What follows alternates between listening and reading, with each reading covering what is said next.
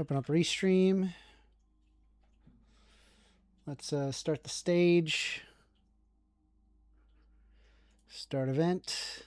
Let everybody know that I'm starting. Bloop.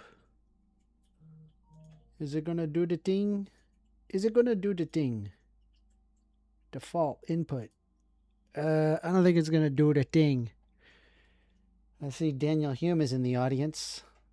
I think what happens is, for whatever reason, my sound does not go through and I have to quit Discord to then reopen it. Anyway, let me do that real quick. Discord. Reopen Discord. Reconnect. Starting it. Where are we? Speak on. Request to speak. Why can I not speak? I can't just move up on stage? Why can't I move up on stage when I leave the stage? I was looking at that and I was saying, like, what? How is that a thing? Is this a new thing that Discord does these days? I don't know. Good question. I hope not. That's a weird one. That's terrible. Yeah, of course it is. Like, why can't I just speak?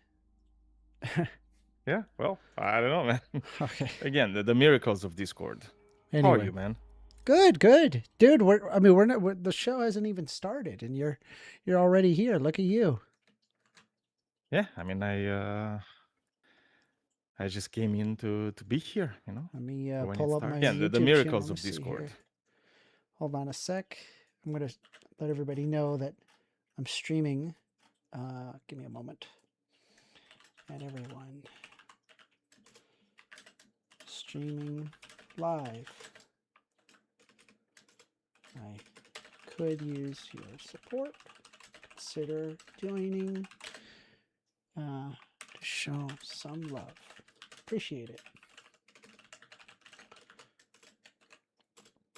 There we go. All right. Well. Okay. So I also joined the stream. Daniel, did you know I dropped down to, I'm now bronze 2. I went from silver 3 to bronze 2. I've just been losing, and I don't know why. Yeah, but it happens. It's loser queue. That's how it's called. It's what? Have you ever heard about loser queue? No. Yeah. No, there's this like conspiracy theory where people say that from time to time, Riot just puts you like in a specific situation where you're only going to have. Good God! Phone call right away. Phone call right away. Let's take the call. You're on the line with First Amender. Don't forget to stream. Yeah, hi, First Amender. I'm a long-time listener and I'm a first-time caller. I was wondering if I could. Yeah, first-time caller. Yeah, really love the show. Hey, First Amender, I'm writing a paper for a class I'm taking in law school, and I basically need to give my opinion on something, but I also need to get a second opinion on this case. I was wondering if you'd be generous enough to help me out with that. What's your name? My name is Paul Dilbert. Yes, really. And I'm at the University of Law in California. Okay. What was your question? So basically, for my paper, it's like we have to give our opinions on like this one very specific case that happened basically. And it's about involving the use of animals as a way of as testifying in court, basically. I'm not an expert in legal advice of any kind. All right. Well, basically, it's like, you don't have to be an expert. I'm just looking to get get a second opinion on this. Yeah, I mean, I would not be equipped to give you an answer you're looking for here. Well, all right. Well, thank you for your time anyway. Okay. Well, are you subscribed? Yeah, I am subscribed. Oh, I appreciate it. Thank you very much. You're welcome. Bye. You have a great day. What the hell was that? That was interesting. I have no idea. I mean, it sounded a bit like a troll, maybe, but who knows? Maybe he was actually. The audio was terrible. I don't know what the heck was going on. That was odd. Oh well, I mean, sometimes people have like crappy microphones or like the setup. It happens. Yeah. Anyway. In other news, I'm playing a bit of Stalker 2. I was kind of debating if I wanted to play Pokemon, but I don't know. I didn't really feel like Pokemon. I don't know why. Have you ever played any of the Metro series? Yes. Stalker 2 is better in every way. Well, obviously, it has a bigger depth, of scope. It's like an RPG. That one's more like a classic shooter, basically. What? This is an RPG. What do you mean? No, I mean Metro 2033 and some. It's not real like RPG like Stalker is. Mm-hmm. Stalker has like way more RPG elements than Metro. And I love it. I'm here for it. Yeah. I love the RPG elements. By the way, there's somebody in the audience that would like to talk. Econ Professor? If there's no... All right, let's give it a shot. Why not? Econ Professor, you're being invited to speak. How are you? I'm not calling into debate. I just wanted to know if you guys ever, if you want to ever have, I don't have much time to talk, but if you ever want to have somebody on to talk about like econ and economic policy, I'd be interested. I'm just on the server. I don't know who invited me, but are you actually an economics professor? Yeah, I really am. Yeah. A real actual economics professor. Yeah, in real life. Yep. What did you receive a doctorate or a master's? I did. Yeah, 2.5 years ago. Okay, and can I ask what your dissertation was? Well, it was on particular urban policies. If I were more specific, I would probably end up doxing myself. But it was on particular urban policies and whatnot. Okay, so it was just like an urban policy. Anything in particular? If I said it in particular, anybody could probably Google it and figure out and like I'd dox myself. But yeah, I mean that's kind of the field I do research in. Although on here on Discord and whatnot, it's mainly just talking about economic policy, because talking about your research usually isn't super interesting to people outside of like an academic context. Okay. So what did you want to talk about? I don't know. I mean, what kind of what would you say are your like big economic? Do you have like major economic policy views? I do. I'm like a kind of a post Keynesian from my perspective. Yeah. Okay. So what is that? Because I'm not like I'm not much of a macro guy. Like I have to teach like introductory macro. Like I'm actually giving an exam, an intro to macro tomorrow. But so like I'm teaching them like the development of like macro thought, and so like we're doing like the classical theory right now, and then we'll do the Keynesian response pretty soon, and then we'll get to like kind of the mainstream synthesis. But what would you say like defines? I don't know, because I'm not a macro guy. I don't like post Keynesian. So I mean, obviously Keynesian in general would be like you have to the monetary authority or Congress should respond to changes in aggregate demand to smooth out the business cycle. But what would you say is post Keynesian?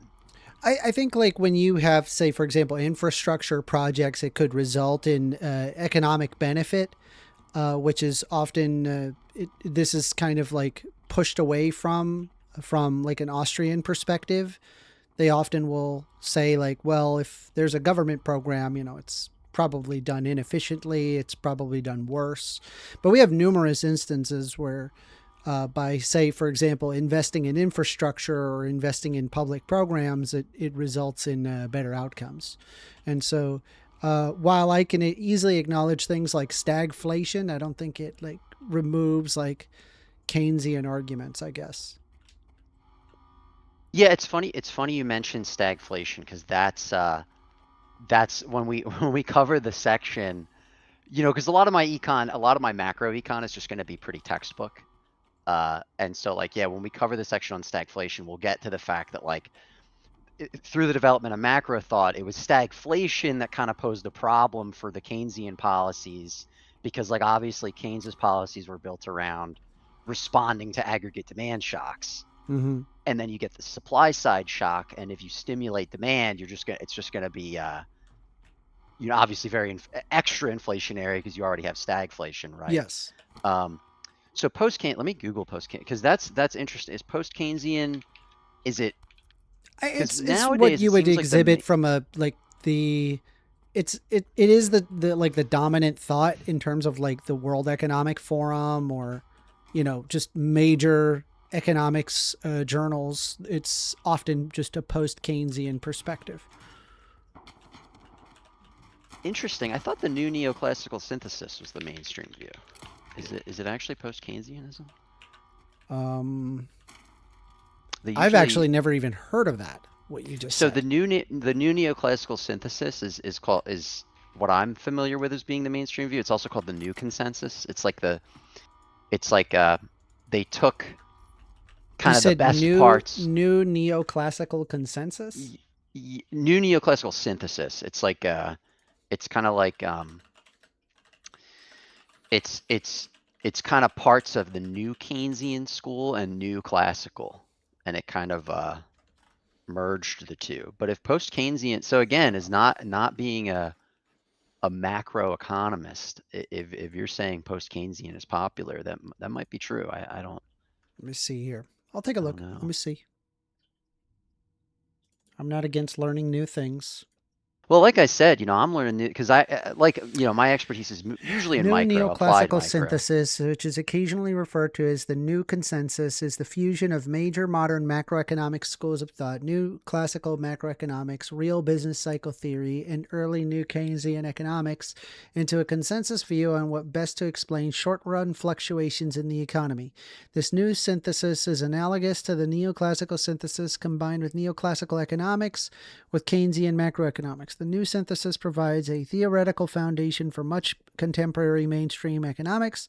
It is an important part of the theoretical foundation for the work done by the Federal Reserve and many other central banks. How about that? That's interesting. Yeah, so that's what I thought. I thought of post-Keynesian as being like a maybe slightly less. I may have been mixing up the concept of post, because it looks like that they're adopting Keynesian. There's new macroeconomics here. Post Keynesian, yeah. Macro is interesting, man. There's so much. It's like even with a full PhD, I don't know all there is. Partial equilibrium of new Keynesian work and market imperfections demonstrated with small models in new classical work, real business cycle theory that used to specify general equilibrium models and used changes in technology to explain fluctuations in economic output. The new synthesis has taken elements. Am I dying in my game? Let me hold on. Is it paused? Okay, it's paused. I don't know why. I heard something. It is characterized by a consensus on acceptable methodology, the importance of empirical validation, theoretical work, and the effectiveness of monetary policy. Well, already I'm enjoying this a lot more than, say, when I was reading Austrian school, because one of the things that I found one of the least like satisfying regarding like Austrian school was the fact that they went out of their way to pride themselves in that they don't do any math. Yeah, so Austrian is definitely considered like, you know, in mainstream econ. Yeah, I mean it's certainly more popular than like, I guess, Marxian economics. There's like one or two universities that do that, like I think UMass Amherst. But yeah, macro is interesting because like that's where a lot of the debate is. In micro, which is my main field, it's like there's really not as much debate because everybody kind of agrees, you know, demand curves slope down and you know, people try to maximize utility. And so like micro is not. What's interesting about the Austrians, they'll often kind of, at least Austrians on the internet, maybe not professional academic Austrians, but Austrians on the internet will often do this thing where they'll act like they discovered something that's already built into mainstream. They'll act like it's kind of unique to them. Yeah. It's kind of strange. And that's kind of my first exposure to econ when I was in high school. Was kind of the Austrian stuff. There's also like the fact that again, like they don't actually have a rigorous, like empirical basis behind it. It's all like this kind of hodgepodge theoretical framework that like stems off of like Hayekian arguments, and that's it. Like they don't delve into any math. Like and I find that like that basically makes it where it's like it's unfalsifiable, that's wild to me. Like, why is that even recognized as a thing? Like, who cares about that? Right. So for me, it's like, I'm kind of embroiled in the applied stat side of econ, where like everything we do is about like causal inference and like proving causation and using like really rigorous applied statistical methods. That's good. Yeah. And so it's kind of a whole different world. I think it's harder. It's probably harder in macro because a lot of applied microecon is kind of just like social science research. Like we're looking at how this thing affects health or crime, or like how this policy affects, so and so, how the SNAP cycle affects SAT scores or something like that. It's like those are the kinds of like research like a lot of like micro. That's very cool. Do you how much do you understand about behavioral economics? So a little bit. I mean, behavioral is weird because it's somewhat it's relatively new, and then you've got, I guess, certain issues of like, now we know that some of Dan Ariely's work was fake, and then a lot of Thaler's work is with college students in a classroom, and so like I think behavioral, although behavioral is always experimental basically. I think it's really interesting, and I've never taken a course in it.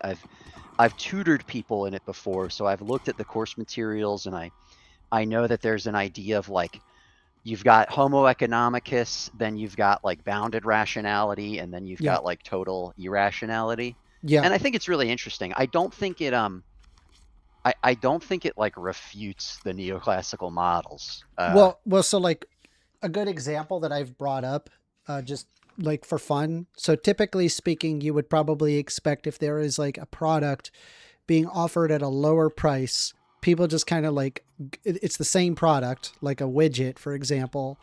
And if it's at a lower price, people just automatically go to the lower price model because they're like economics, man, where they make rational decisions.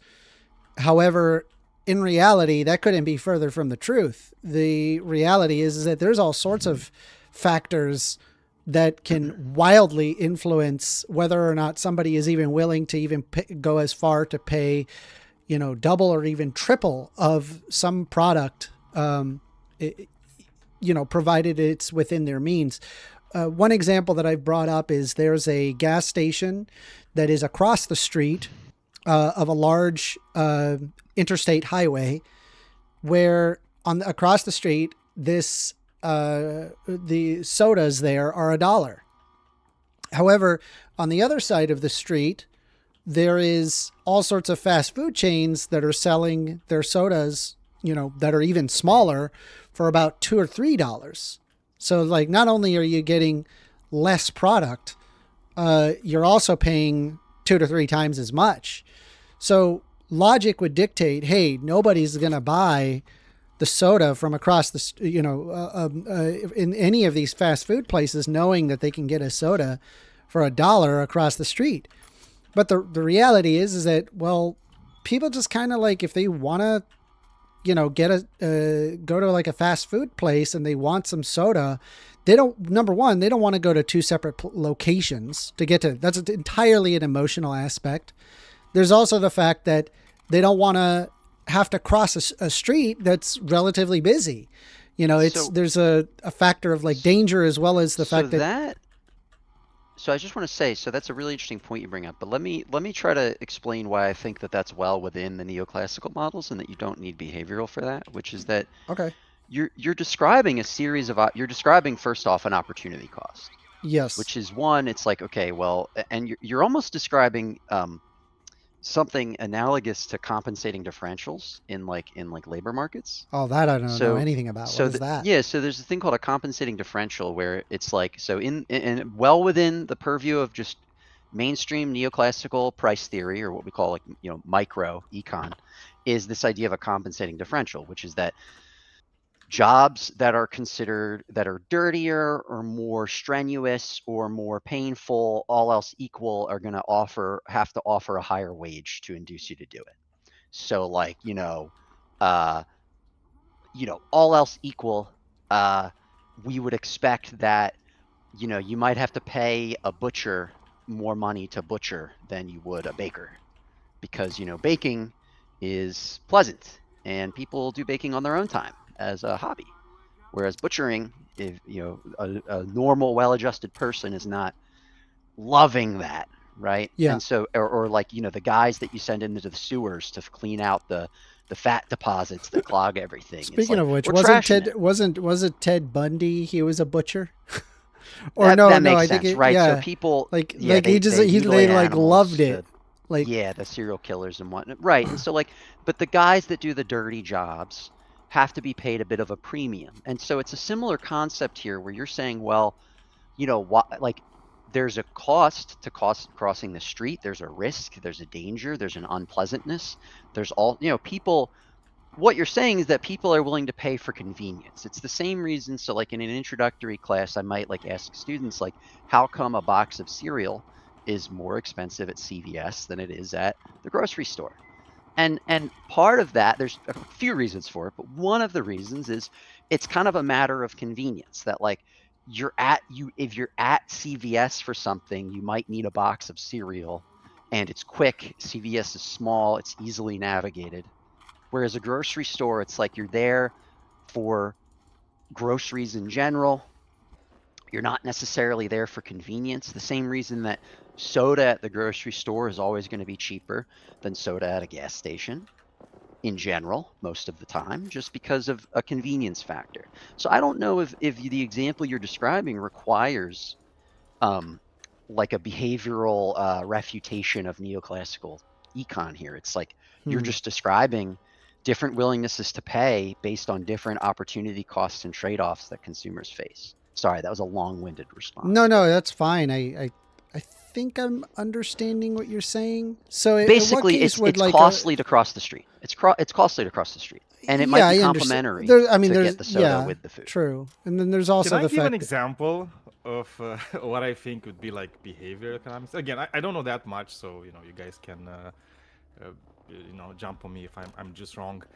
But I remember this thing where, for example, if you're selling something and you have a window shop, it's usually good to have something that's cheaper and something that's way more expensive, and people will naturally kind of navigate to the thing in the middle, which is not the cheapest but not the most expensive, because they will feel, oh, I get a lot of value for my money. But then when phones came around, right, it's I remember Apple doing kind of the same thing, right? They came with their flagship model, which is oh man, this is the most expensive, because we want to kind of herd people towards the middle of the ground models. But actually, when you're looking at all the major producers of smartphones, their flagship models actually bring the most revenue, because people kind of flock to kind of get those, right? Because it's the phone is also kind of a status symbol. Yeah, maybe. So that's kind of maybe behavior. Yeah, economics, maybe. So the behavioral stuff can explain that, but I with most behavioral things, I guess, and again, it's if I could sit with a behavioral expert like Thaler, maybe he'd be able to set me straight on this. But I guess I just feel describing that, it's I feel like we could explain that within the bounds of traditional neoclassical econ, because it's okay, the price, first off, conspicuous consumption, this idea of consumption as a status symbol, the fact that prices send signals about quality. We know as consumers that in general, we know that the higher priced iPhone is probably a higher quality product, because we imagine that on the supply side, there's more cost going into producing it. And so that sends a signal about quality. Before I lose this thought, right? I feel for example, there's probably a level of like where it stops being like a quality thing and it's more of like a status thing. Like a good example is like a Louis Vuitton bag. Like, is a Louis Vuitton bag really like $1,500 level of quality comparison to like a $40 bag? Like, is it really like that big? Like, I feel like the Louis Vuitton bag at the end of the day is gonna fray eventually. And if I had a high durability bag that was, say, $50, you see what I'm saying? Like, why would it? So that's called be a like Veblen. So that's called a Veblen good. That's something that comes from Thorstein Veblen, who developed that idea probably in like probably over 100 years ago. People don't have names like that anymore. But he probably came up with that like over 100 years ago. And the idea of like a good where like part of the pleasure derived from it is a high price. And so the idea is like this good where you could think of it as being like almost like an upward sloping demand curve, which is not traditionally what we expect. So that's kind of the idea. It's like that's the concept of a Veblen good, Rolex watches and Louis Vuitton bags and luxury cars. It's like that came about way before behavioral, People have been talking about that. I suppose so. I just think about that as like, there's a lot of stuff where like economics, man, doesn't really work, I guess. Like you would assume people would be a rational actor, but it's not really rational, is it? Like to like spend $1,500 on something that can be satisfied for $40 and it's not like you're going to get $1,450. But the reason it's rational net gain there. But the reason it's rational is because they're deriving pleasure from the conspicuousness of that consumption. Like they're deriving pleasure. They're getting pleasure out of the idea of what we have different preference. You and I don't have that preference. We say, hey, I'll use the $40 item instead of the $1,000 one. But, Kanye West wants to walk around, or a famous person with a lot of money, wants to flaunt that wealth. They're deriving some kind of satisfaction out of it. So we wouldn't say that that's irrational, because rationality in econ basically just means we think people you don't make have decisions. To be Kanye West to, purchase a Louis Vuitton bag. There are people that are, let's face it, they're not wealthy and they try to show off that they're wealthy when they very much are not wealthy. But why is are it really they trying rational to show like off? I don't know. I mean, there could be all sorts of reasons. It could even be like a psychological disorder that results in them in having a grandiose sense of self. I mean, it's sure, but we probably I'm just trying to say it's not it may not actually be like logical or rational. So in econ, when we say rational, we just mean a person is acting to like maximize their satisfaction, basically. Now you and I agree that there's some level of like we think they're making a mistake. We think the poor person who buys the Louis Vuitton bag and goes into debt for it is causing themselves suffering in the future.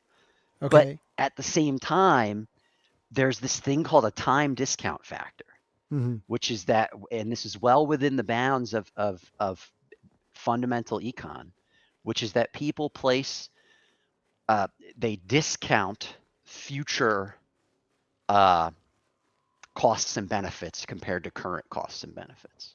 Okay. So we can rationalize the behavior of the poor person who buys the Louis Vuitton bag by saying, look, like they just care about their current pleasure and their current satisfaction and flaunting this idea of wealth that they don't have at the expense of their future self.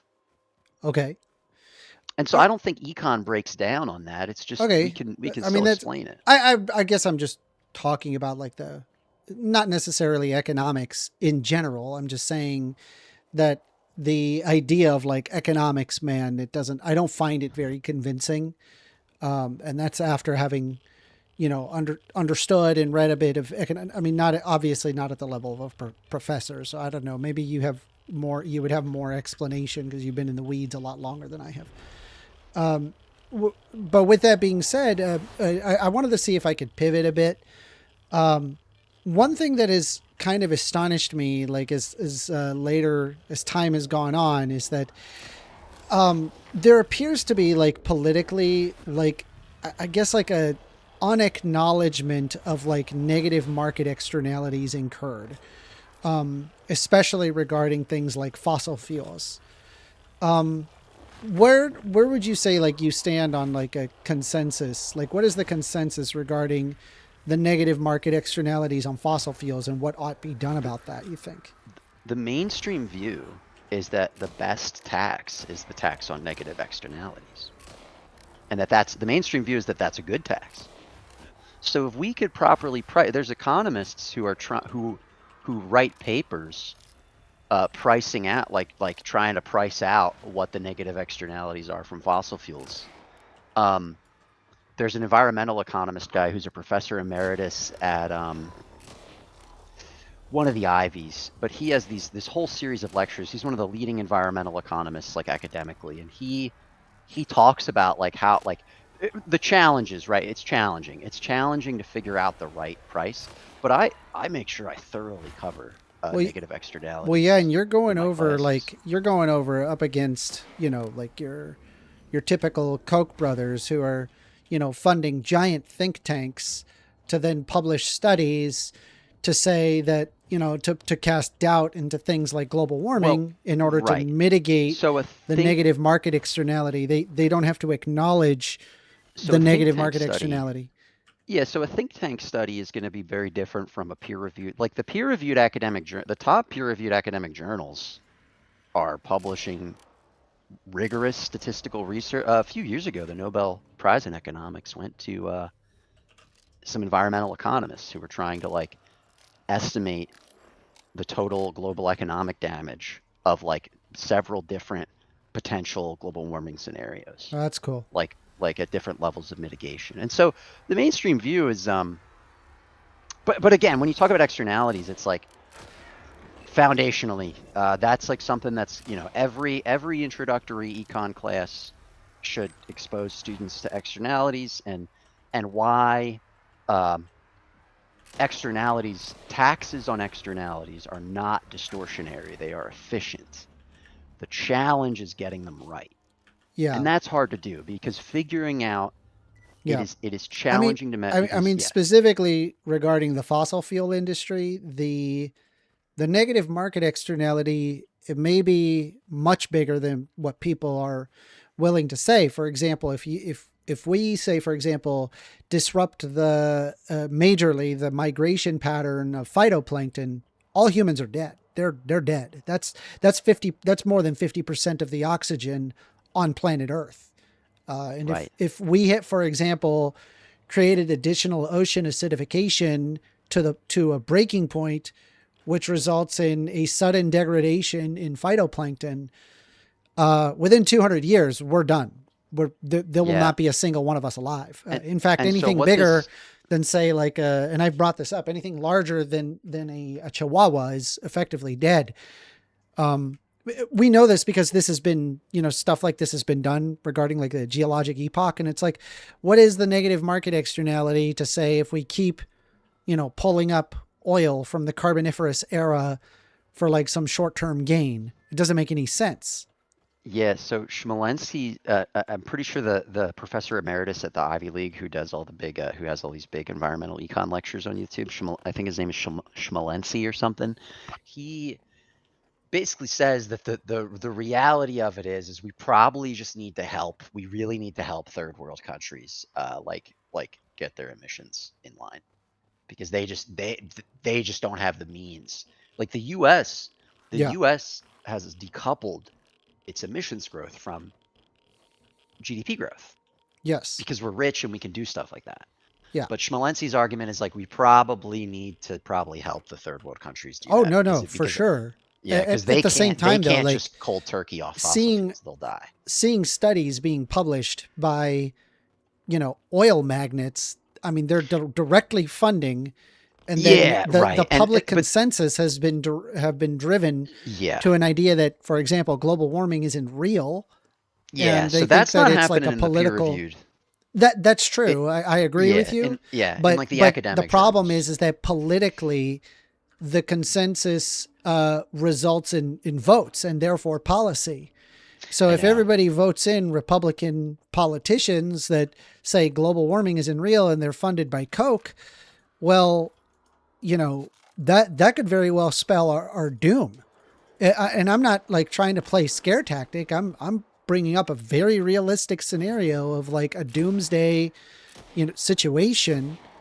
And it's like, boy, I mean, what's wild is we actually have the technology to circumvent needing to have dig up fossil fuels. Like we just don't need to do this anymore. I agree with you. I think the room, the place for economics in all this is helping us understand the trade-offs. Yeah. Because obviously, it's like there are trade-offs, and we have to know what the trade-offs are, and so we'll see what happens. But listen, man, I'll let you go. I don't want to hog the line. No, you're good. All the time, but you're a very interesting fellow. So I appreciate you calling in and taking your time to have the discussion. I would love to see your dissertation. Now, obviously, I can't do it over the stream, but I would love to read what you've contributed because I do enjoy a good economics paper once in a while. Yeah, man. Shoot me a friend request on Discord, and I'd be happy to. I'd be happy welcome to correspond. To the server. I'll call in again. We can talk about, again, I'm not calling in to debate a woke liberal, I'm ostensibly a liberal, I guess. Can I ask you a question? Yeah, sure. I'm really curious because you said you're more like, like microeconomics, so like local things, right? Smaller stuff. Policies. So, like city level, let's say, right? Basically, yeah. Things. Yeah. So what do you think about Mamdani winning in New York and his We'll ideas? see. I mean, New York City's a wonderful place, and I really don't think, regardless of who is mayor, I'm sure New York City will continue to be a wonderful place. I think it's a really cool city. I don't know. There's certain things I don't like know his whole platform. I think that he seems to have come around to expanding housing supply and allowing more development of more housing is good for housing the most pro-affordability thing that can be done is letting developers build housing. That is a broad consensus within economics. It's not only theoretically true but empirically true. And then, I don't know if the city-run grocery store thing, I don't know if that's going to be a good idea. We'll see what happens. I mean, those are the two main, so it's like I hear about the city-run grocery store thing, and it's like grocery store profit margins are really, really small. So I don't really see that really doing anything. I think they'd have to, presumably they will have to operate at a loss. And then at that point, this happens in other places, right? In the United States, especially where you have like food deserts and stuff like that. So why not?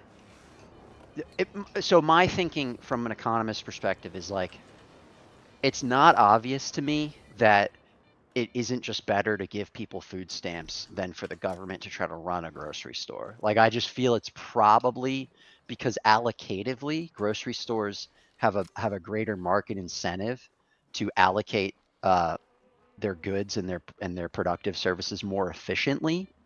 And then it's like, if you want to do a welfare program for the poor, just give them vouchers for food, aka the SNAP program. And so dollar for dollar, again, it would take more time than I have right now to like explain this from fundamentals. But my strong feeling as an economist is that dollar for dollar, a means-tested welfare program regarding food is probably going to be a more economically efficient way to feed struggling families than to have the government run a subsidized grocery store at a loss. That's just kind of my thinking. Yeah, I mean, it's probably like a longer. I just wanted to kind of gauge like your let's say. So those are just two. I'm not like, oh, the crazy Islamist is going to destroy. It's like he seems like a nice guy. I don't know. Yeah, I don't know. I'd have to see. So I'd have to know more. So it's like his big policy, the grocery stores. I think. As I said, it's like I didn't want to ways. go to like details, right? Just Yeah, I got just you. a So form I don't of, like, have gut reaction. I don't have a super strong opinion about Mamdani. Oh, I appreciate you coming on the show. Thank you for the call. Yeah, I'm happy to come in again sometime. I appreciate you having me on. Sounds good. All right, you have a great day. Have a good. You too. Bye-bye.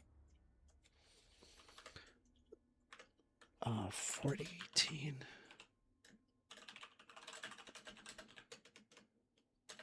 That was interesting. Wow. That was wild. Yeah, actually kind of somebody who actually knew what the heck they're talking about. I was like, holy crap. Exactly. It's a breath of fresh air. That helps. Well, did you see the debate I had yesterday? No, because it happened the same time. I did tell you I started my show yesterday. Did you? And it happened at the same time. Yeah, I mean, it was... So get this. I completely spaced. Complete mistake.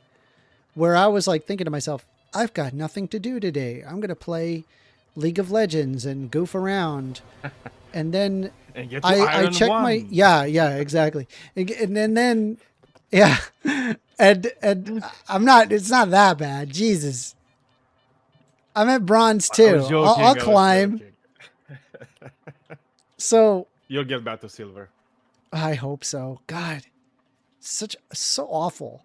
I was playing Tristana and I just dropped, and then I was like, all right, forget it. I'm going back to Ash, and then I won 2 games, and then I just lost 4 more. And I'm like, what is happening? I don't know what I'm doing wrong. I'm not doing anything different. I'm telling you. It's just loser queue. Oh my God. Yeah. That's how people are calling it, you know. All right. Well, I have a feeling that's not a real thing, but it's not. But if it is, I mean, I don't. It's just I don't know. Just bad luck, I guess. I don't know. Anyway, so I had a discussion with a guy for it was our trans women, and my position. My position is that trans women are women by gender, and I swear, I feel like these people, they deliberately go out of their way to not hear what I'm saying. Oh yeah, for sure. I'm serious. I'm 100% certain of this. I'm genuinely trying to communicate it, and it is just not clicking. Every single time I'm talking to them, it's like a weird gotcha. They're constantly trying to. He was pressing me over and over on an article that I said, hey, trans women are being assaulted using the bathroom, trying to use the bathroom. Even the one of the sex that they're assigned at birth, they're getting assaulted in bathrooms. And he was asking over and over, what year is it? What year is that article? I'm like, what does it matter what year it is? I mean, it said on the bottom that it was copyright 2025, but I don't know if that was referencing the website or if it was referencing the article. I had no way to say for sure it was one or the other. And so I was just like, I don't know. It says at the bottom 2025. And I'm just like, why does it matter? What is the age of the article? I was like, it doesn't really make any sense why they would get all hung up on the age. What relevance does that have regarding the article itself? Right? Yeah, because again, it's they don't really care, right? It's you need to understand the purpose of these debates for them is the transphobia. Well, they just want to they're like, oh, I got him. Yeah. It's I won the debate, and they're looking at it as I won. Right? Or I lose the debate. And all they have to do is just say things that the audience agrees with.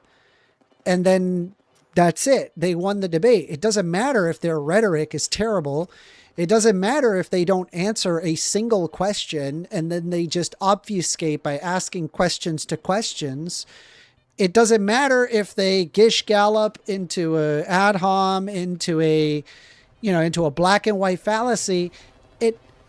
None of that matters. The only thing that matters is just say things that the audience agrees with, and boom, you win the debate. Well, it's the Andrew Wilson tactic, basically.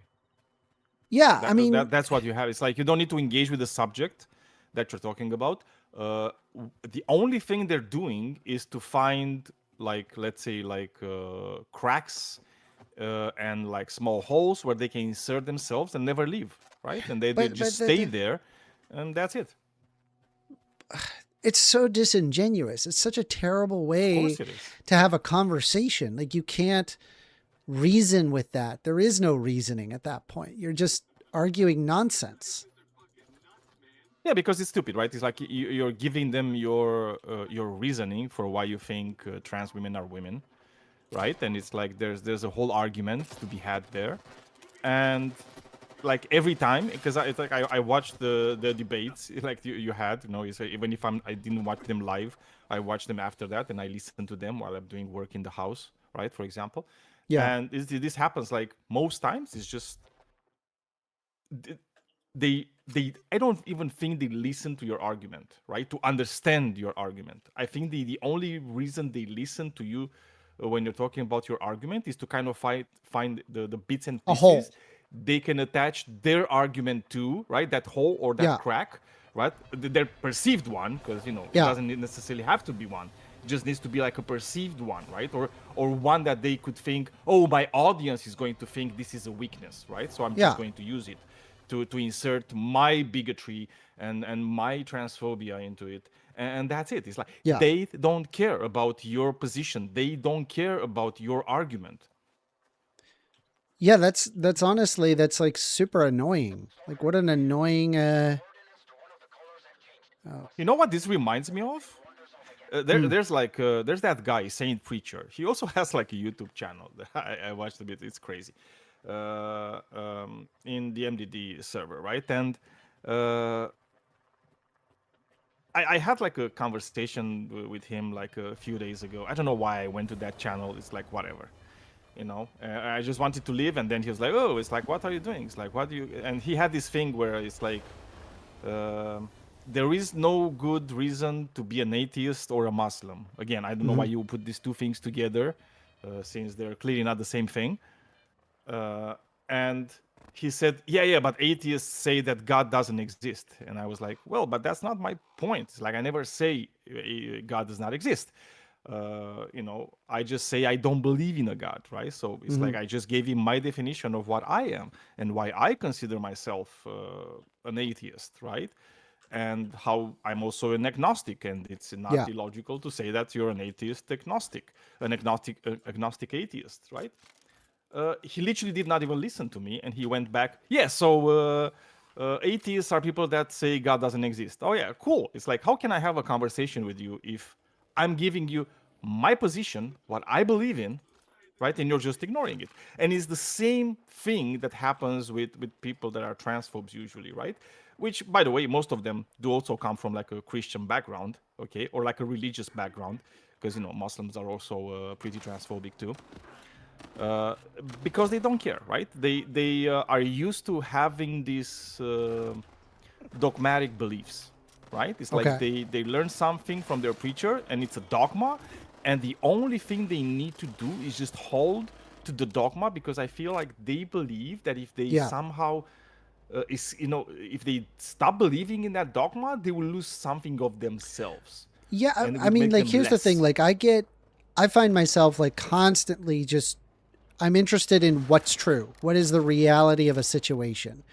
And so a lot of the times what I'll do is I'll read about something that I genuinely disagree with to see if there's anything I missed. And when it came to the trans discussion, I think, like, originally I was pretty staunchly anti-trans 2015, 2016. And then, I just spent more time reading and understanding perspectives from a pro-trans position, because I was like, okay, well, maybe there's something that I'm missing here. Maybe I got it wrong. And that's correct. I did have it wrong. I just by reading it, I was like, okay, well, I have to switch my position if I plan on being intellectually honest with myself. There's just no way to reconcile with just this overwhelming evidence regarding like multiple fields of study. So, okay, like, I don't know, like, would it be interesting if I, for example, played a bit of the debate that I had with this guy and you tell me like, sure. I mean, I would. This guy never, I mean, it was just perpetual, like talking over, like it was never like, you know, an actual real, you know, conversation.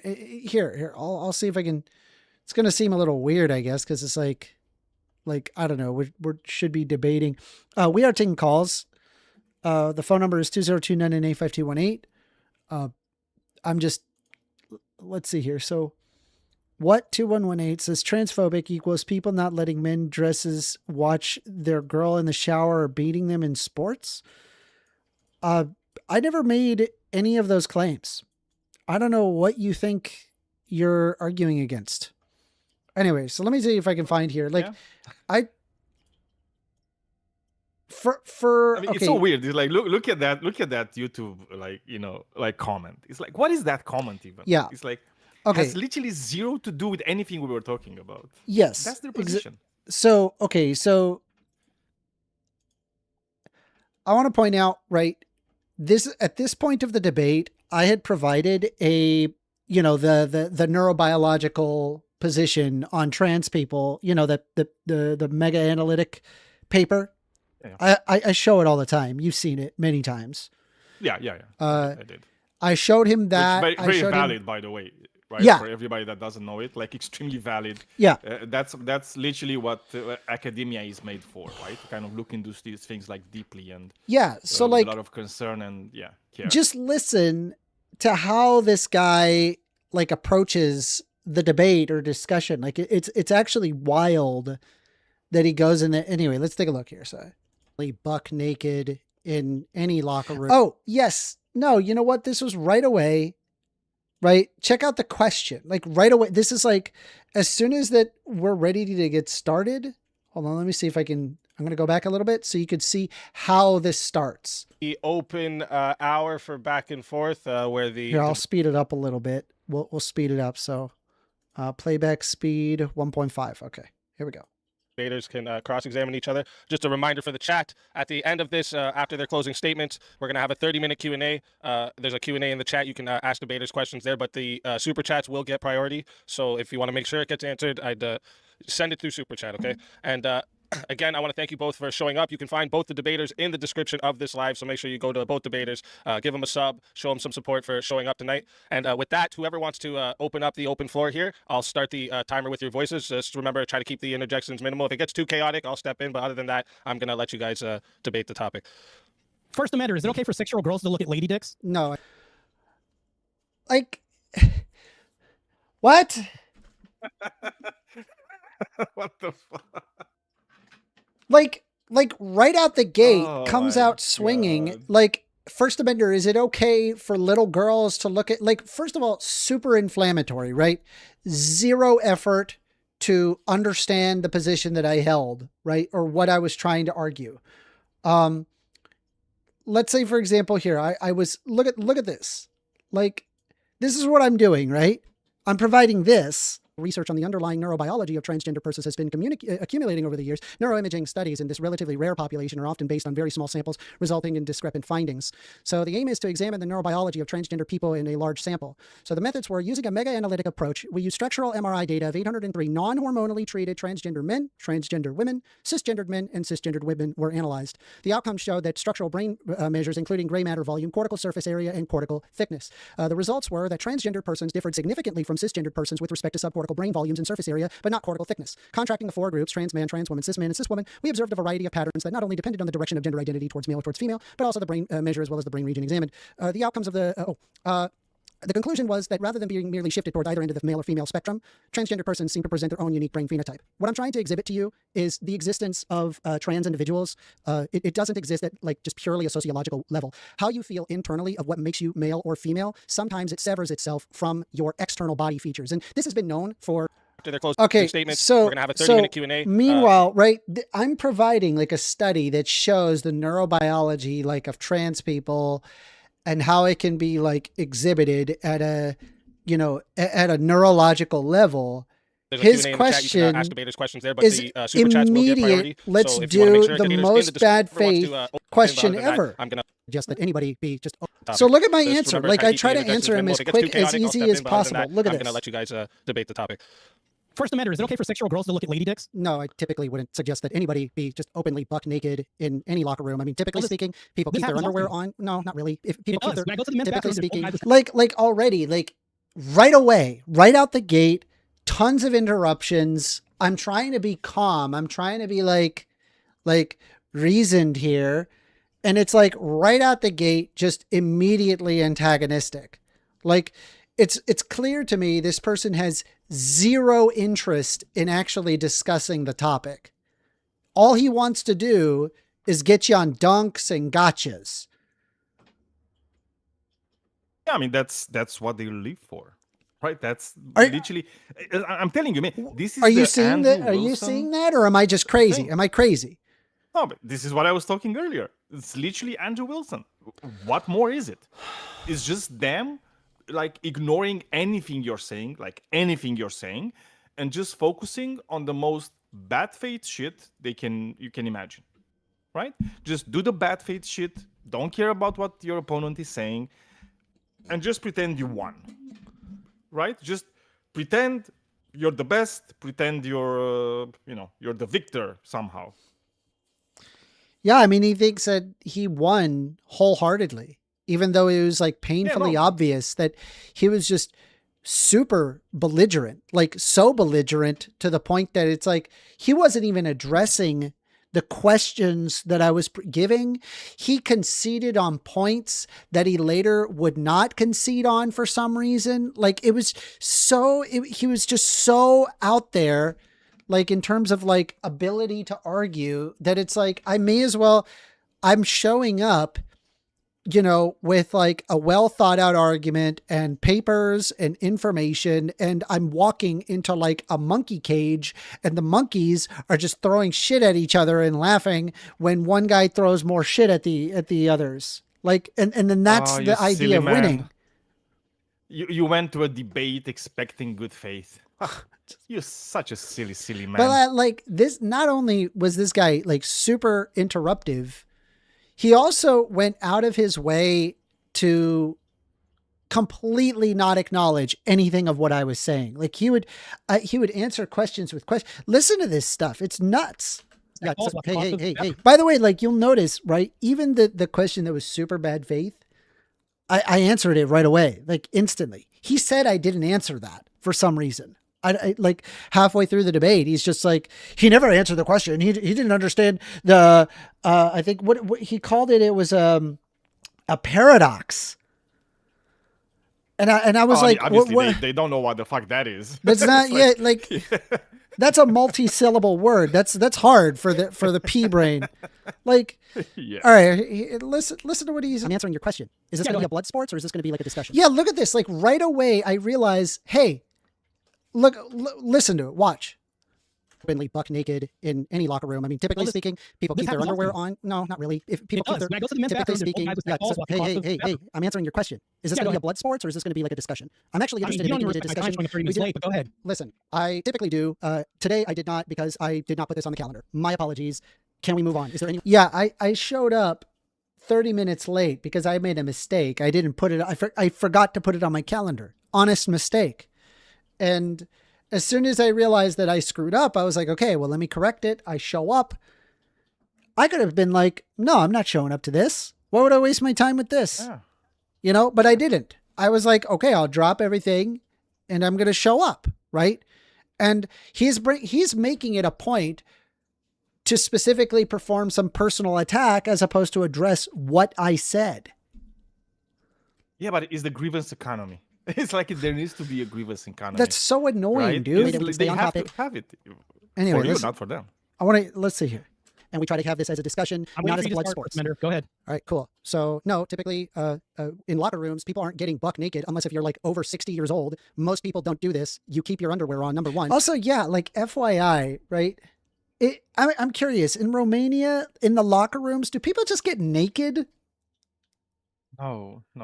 I've been to multiple locker rooms. The only instances where, like at a gym locker room, that people take off all of their clothes, it's always people that are like older, like 60s. Yeah, like, that is true. Like older people when it came to like younger people, or most people kept their underwear on. They're like, why do I need it? I'm not changing my underwear. Why do I need to change my underwear? I'm at the gym. I'll go change my underwear at home. Like people just don't. But Amanda, it's even easier than this. I mean, look, and I said this like multiple times to multiple people, right? It's like I've been on this planet for 45 years, right? And for not all 45 years, but ever since I was like, I don't know, 3 years old, 4 years old, I started using like public restrooms, right? Like bathrooms. It's like I've never seen a dick. You know why? Because I don't go into a bathroom to look at dicks. Well, nobody is or to take a shit. Exposing themselves. Yeah, like it's usually people, like again, my experience. It's very maybe polite. It's different in the United States. It's avoidant. like even if you're using a urinal, it's not like you turn around and whip your dick out. Like what? Exactly. Who does this? I've never seen anybody does do this. That. Right? Ever. Say even at a even if you're talking about like showers, they put on their towel and they only take off their towel as soon as they're in the shower, and they close the curtain, right? There's like this presumption of a level of privacy that everybody just kind of gives. And he's like taking this into like an extreme hyperbole. Oh, what if there's a trans person and they're also at the same time in the locker room, mind you, happens to be a 6-year-old girl? First of all, what locker room are you going where there's a 6-year-old girl? Number one. Number two, FYI, if there is a single father, if you think that single father is going into the women's locker room, they're not. They're just taking their 6-year-old daughter into the men's locker room if they need to change. That's what happens. You can cry and complain and scream and hem and haw and whatever, but the reality is that there's instances where if you have a daughter, you have to figure something out in the moment. Mom's not around. You got to figure something out. Right. And this would be an example. Exactly. So it's like this idea that it's like, oh, the trans girl the trans woman is going to like, I don't know, flop their giant dick out and like, I don't know, start jerking off in the middle of the or whatever. Like, it doesn't make any sense. Who does this? But again, it's like, it's just against like anything that I've experienced in my life, right? Because, dude, you can make up scenarios in your mind all fucking day long, right? It's like all day long. And like, it doesn't even work in reality. You just make up scenarios, right? In your mind. Anyway, but the question still remains, is like, are they real or not? This entire debate results in this. So check this out. And number two, I should point out to you that right now, trans women using locker rooms, it's not something that they do because of currently, as of right now, if they were to use the men's and they look feminine, they get clocked as being trans, which then results in assault. This happens quite often, more often than you think. There's been numerous instances of harm towards trans individuals using the locker room that they are assigned at birth. It also doesn't make any sense in the idea that trans women are pedophiles. The reason why that this doesn't actually make any sense, even if assuming the worst and that they were a pedophile, if they are taking hormone replacement therapy, they basically have no sex drive. By reducing testosterone and increasing your progesterone and estrogen, this fundamentally reduces your libido. This endocrinologically is the fact. So I want to break this. I want to hold on. I answered your question. Now I have to ask you a question. How long are you going to keep going, First Amendment? Look, this is another thing, right? What is it with right wingers and like a desire for things to be at the attention span of a TikTok feed? Seriously, I don't understand it.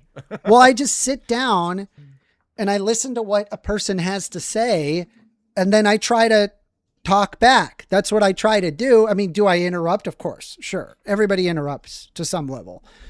At the same time, they're like, how long are you going to talk? This is like a really long time of talking. I'm like, yeah, you're talking about endocrinology. It's like complex. There's like a lot to do with this, man. I mean, I think it's very hard for them to understand that certain concepts actually take a lot more time to kind of talk about and digest. It's like not everything can be made into like a 2-sentence, proposition. It's like you need more. It's like there's things to unpack. It's just like people, when they're asking you about evolution and they expect you to answer, why evolution is true in like a minute.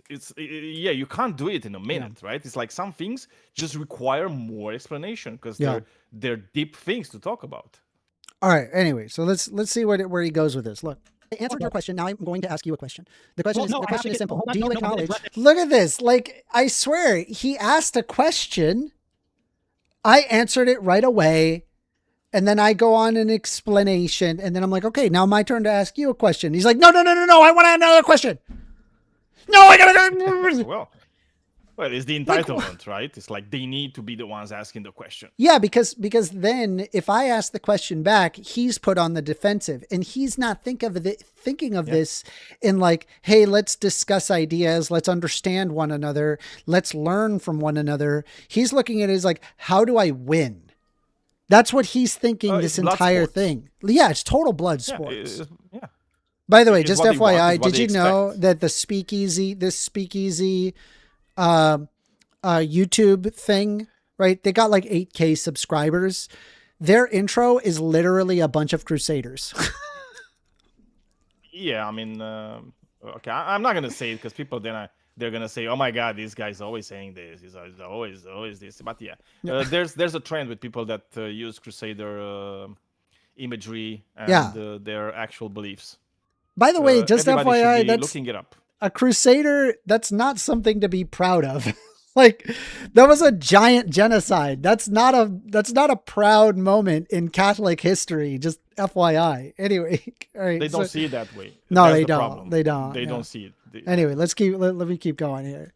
Do you acknowledge the difference between? Do you acknowledge?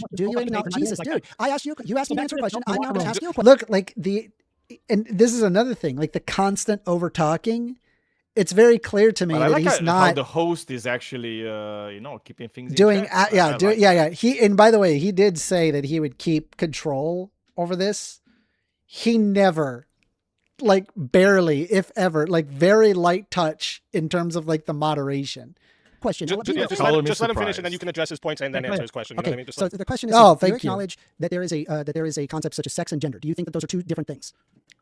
No, I reject that. But I do accept this as a social norm accepted by some people, the population, not the majority. Anybody can believe they're a reindeer, right? This happens often with people being in delusion. They can think.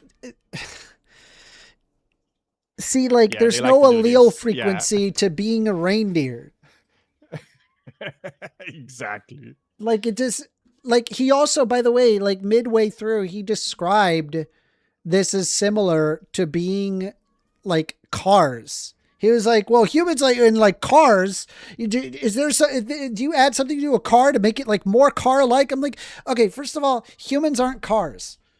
It's not analogous. It doesn't. Yeah. Dude, humans are not cars? No way. I mean, it's like that's very controversial. By the way, we are taking calls. The phone number is 202-998-5218. If you want to call in, we can have a discussion. I'd be more than happy to have a discussion with you. Maybe you watched this debate. Tell me what you think about this debate. I think this debate was a complete shit show. The moderator was barely present, albeit he was polite to me in DMs. Then there was like this idea that later on that there was going to be like an open panel Q&A. Can I just tell you how like horrible this Q&A was? Like it got to the point that they were asking what the definition of the word is. What the fuck are they all like? I'm not even Jordan kidding. Peterson they were like full on going like full, what is it? Bill Clinton on it. Is it Bill Clinton? I did not have sexual relationship. Yeah. With that woman. No. So like, no, here. So it's like a famous moment. It's a famous moment, and I'll show it to you. Here we go. Oh, maybe I don't know it. Yeah. Hold on, here, I'll pull it up. It was Educate me. Hold on, let me see here. This is so funny. God, this is like a wild. This is like the most politician. It was the most politician moment, and it just reminded me of that. All right, so here you could see it. So here, listen to what he says. With Ms. Lewinsky, the statement that there was no sex of any kind, in any manner, shape, or form with President Clinton was an utterly false statement. Is that correct? It depends upon what the meaning of the word is. Yes. Dude, I did not know that. It depends on what the definition of the word is. He's literally using is. It is like, dude. So if you don't know what the definition of the word is, how can you even ask what the definition of the word is? I was like, no, and they even asked me that question. What's the definition of the word is? And I'm just like, and I hearkened back to the famous Clinton quote where he's just like, it depends on what your definition of the word is. That is crazy. It's like I've never seen that before. Thank you for showing it to me. Okay. Anyway, we'll play a little bit more of this, and then we'll probably switch it up. But let's see here. Think they're whatever they are, right? It doesn't affirm that that's true. But go ahead. So when I'm referring to gender, I refer to an internal sense of sex. Now, typically, people who are cisgendered, they don't recognize this because their internal sense of their gender is the same as their external sense of their body. You said you're a bodybuilder, yes? Correct. Okay. I am. I want you to put into your head. Imagine you're 14 years old. You're just going through puberty, and for whatever reason, God has played a very cruel trick upon you and has given you gynecomastia, which means that instead of growing large chest, you are now growing breasts as a male. This sense, an internal sense of your sex, wouldn't match what is happening externally to your body. Would you acknowledge that? No. What people do when they have this gynecomastia happen, they get it removed, and this isn't anything happening. Why are they getting it? Look, see, like this is what I mean is like a full, complete disconnect of the point that I'm trying to make. And I don't know how much clearer to make. Am I not communicating well enough to this?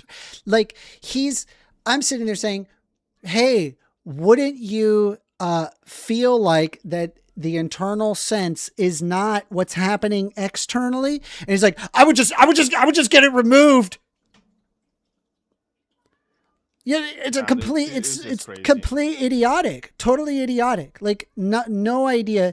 What 2118 says, a lot of fat boys have breasts. Yes, we're not referring to fat boys. We're referring to gynecomastia, which is a hormonal condition. It has nothing to do with fat. And very different. Yeah. Yes. So this is what I'm trying to, hold on a sec. My cat is meowing at me a lot. What is it, puppies? What is it, duties? Oh, my cat wants in. Sorry, duties. Sorry. Okay,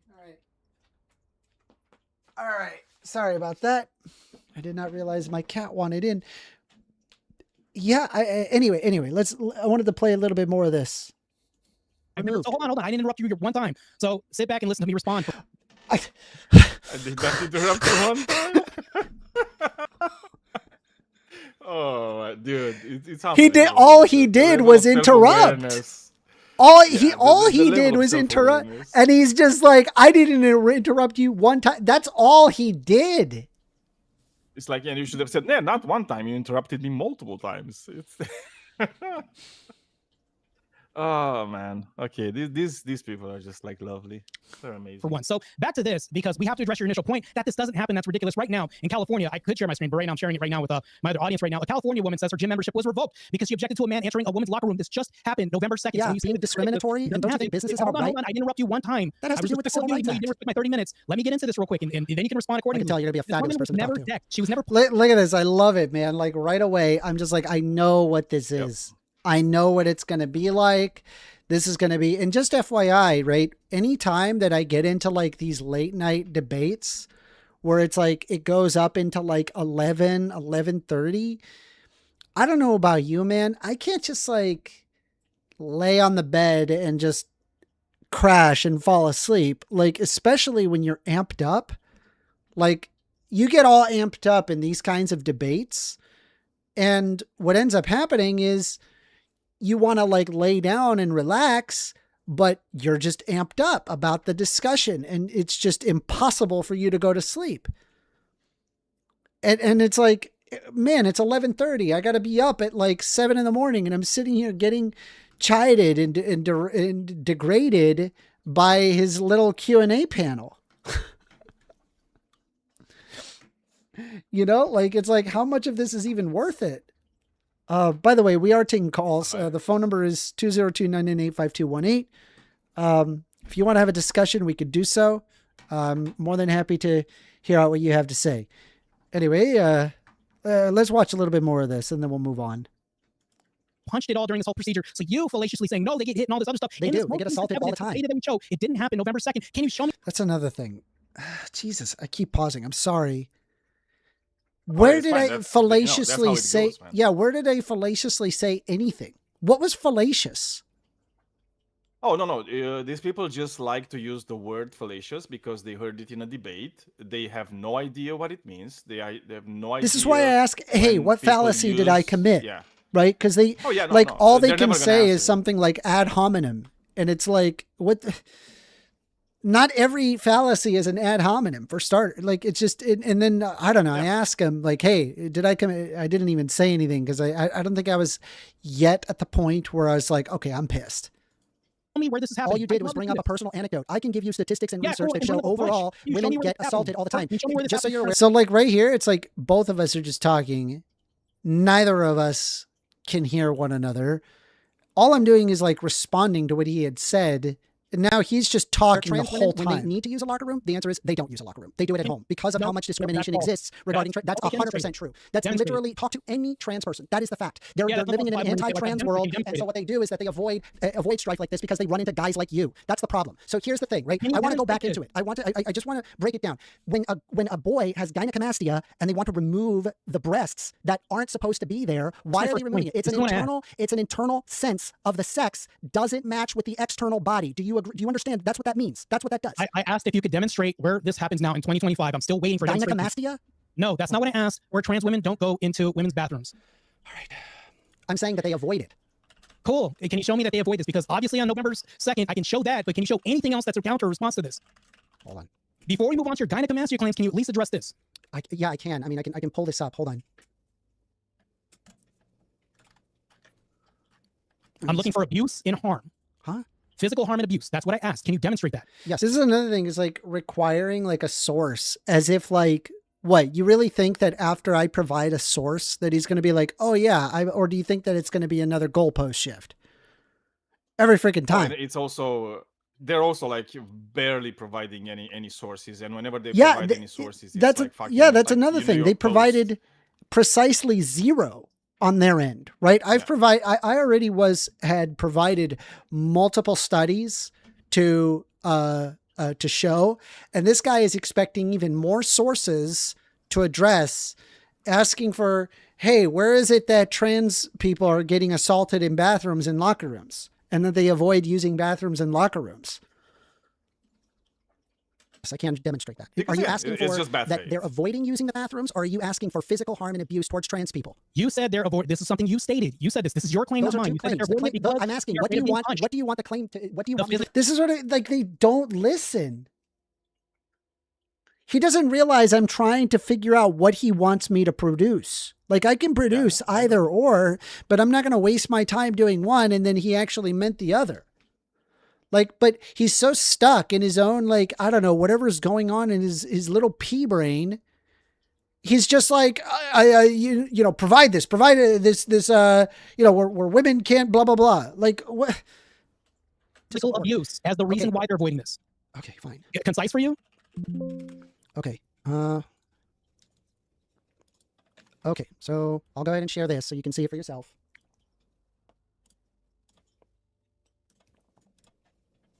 Are you able to just maximize that? Okay.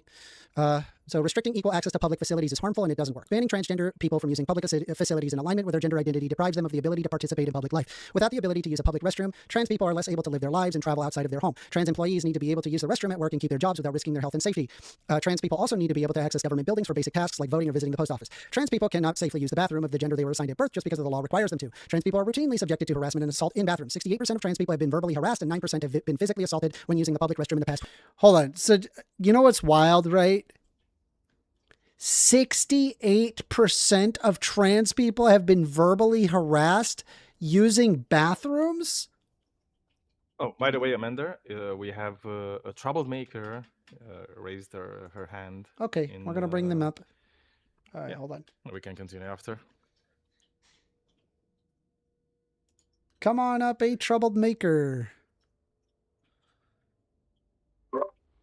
Hi. Is my connection all right?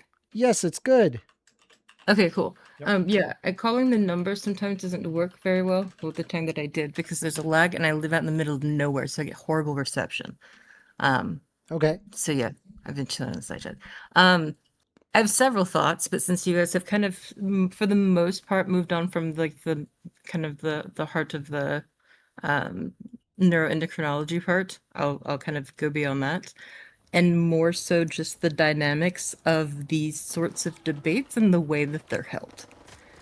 And the first thought that I had was when the other guy started talking was he had no intention of listening to you in the first place. Oh no, I'm aware. I mean, it's so disconcerting though, where it's like you show up, you want to debate, you genuinely want to have a very real discussion, a real honest discussion about what are the facts of the matter. Because I do believe the facts are on my side here. And they will not be able to, provide rebuttal of facts outside of, a personal anecdote. But like at least attempt to listen, at least making an effort to hear what I'm saying. Like zero effort was made. Mm-hmm. Yeah, because I mean, basically, his whole thing was he had some sort of like argument ready, irrelevant of entirely what you were saying, as I stated, but also, and does this happen where there's actually debates that occur and a person has a set amount of time to speak uninterrupted? It ends. Yes. The other person, okay. Yes, and that did happen. There was a 10-minute intro and then 5-minute rebuttals and then open dialogue. So it started as, okay, well, here's it's where it gets into the back and forth where it's like, okay, well, is there an effort to listen to what I had to say? Like, or did he just kind of like glaze over and check his phone? And it was obvious to me that he didn't listen to a word I said. He was just kind of, he's like, oh, I'm going to win the debate. It's so cringy. Yeah. And I don't even think it was about winning as in being correct as it was in looking like the person that came out destroying the other.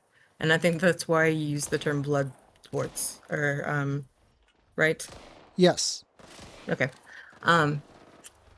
So here's where I kind of lead up to this is that I have for the longest time been wanting to engage in a debate that has been like public and live and everything, but I don't want to be screaming over a person. Now I see that these happen, but it's really, really hard to get people to kind of, to work with them over it. But I've been interested in helping other people kind of put together the arguments better. And the whole thing is that, so in that discussion that it happened, how many people were watching? The people that were watching the video that I was just posted, Mm-hmm. I think I had about maybe 20 people watching that one. And then on his end, I think he had over 100. Okay. Yeah. So, I mean, this was entirely performative. It doesn't matter what he said, if it was factual, rooted in reality, or a dream he had. It doesn't matter. He already has people that are going to agree with him, probably no matter what. So I have, experience and a background with working with attorneys. Mostly I do like the research part, but I build the foundation of a lot of their arguments. And there's a benefit. Basically, I know that I'm not trying to convince the other person. I'm not trying to change their mind about anything. That's not going to happen in that duration of time. I want so you're never ever going to, obviously change their mind. You're there to change the mind of the audience. Right. I just wish that the efforts regarding just debate online would be more civil, because it's like, obviously this is terrible. Like, this is, it's brain rot. It really is. It's no different from, I don't know, like some TikTok, brain rot, it doesn't actually provide any substance whatsoever. So then how can that be fixed in some capacity? I don't know. Try to have open and honest dialogue and bring up relevant sources. And then when an opponent is not bringing up relevant information or is just trying to do this blood sports, just call it out. I don't know. I don't know how to address this. So I have because I've been surrounded in this sort of thing, and it's complete nonsense. These people don't spend any amount of time reading anything. I asked him like over and over, how much endocrinology have you read? Have you read any books on endocrinology? He says, well, I read it. I listened to an audiobook. I don't read books. And then I was like, okay, hold on. An audiobook. That's a book. What book did you read? He didn't reference what book he read. Nothing was providing anything. I'm like, so the entire trans debate and discussion is predicated on whatever nonsense he heard online, and damned be any of the science. The science is not important to him. Who cares about the science? It's just proving some stupid gotcha. These fucking people are idiots. They're idiots. So I have a few ideas and possible solutions to this. Now, how well they'll go over, I don't know, but maybe a few at a time might be successful. All right, so the structure for this. You already stated that there is kind of a set amount of time for each person, and it goes back and forth. Now, the way that you said that it was structured, that there was a part where you could kind of cross-examine, right? Mm-hmm. That's where it kind of gets into dangerous territory a little bit, and that's where it starts to get into the yelling over one another if you can't construct it particularly well. That's where I would suggest that the questions come perhaps from the audience members, because then that only requires one person answering. It won't be both people. Yeah, well, even those end up in there being arguments anyway, because what you'll have is that there will be, one answer and then another answer, and then they'll end up talking to each other. Mm-hmm. That's where the mute function is really, really. Or maybe it just gets, I don't know, like a lot of the times, people just want to see this blood sports stuff. It's entertaining, and it's like, fair enough, but it doesn't really get us any closer to like understanding truth or understanding any of this stuff. No. I ask these people, hey, what endocrinology books have you read? None. The answer is zero. They have none. Precisely none. That's how you can maintain being anti-trans, is that you haven't read anything. You're just listening to podcasts. You don't actually understand anything of what's going on. You don't understand any academic literature. And frankly, it's boring to you. So you're never even going to engage with it to begin with. Mm-hmm. I don't know. Yeah, it's more of the sort of the outrage about it and the incendiary nature more than anything else. That's really all it is about, and insofar as that topic goes, and a few others.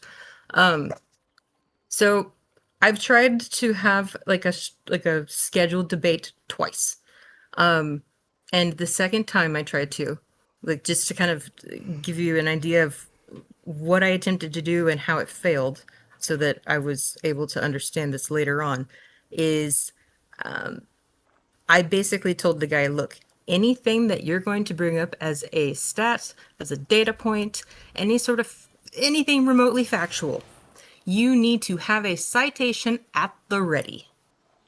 at the ready. Be Yeah. prepared for it. Yeah. And I was like, to give you an example of what.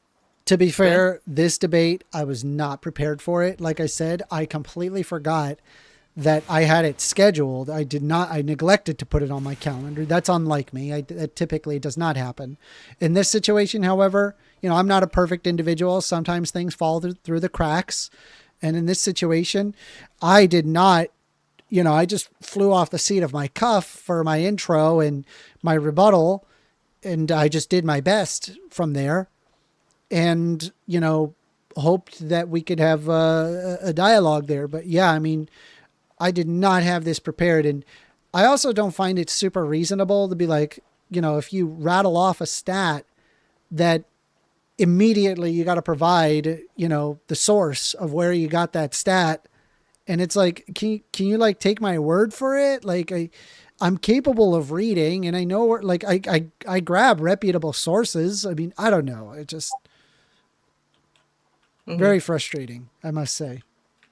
Yeah. It's certainly safe, more safe to have it, just in case.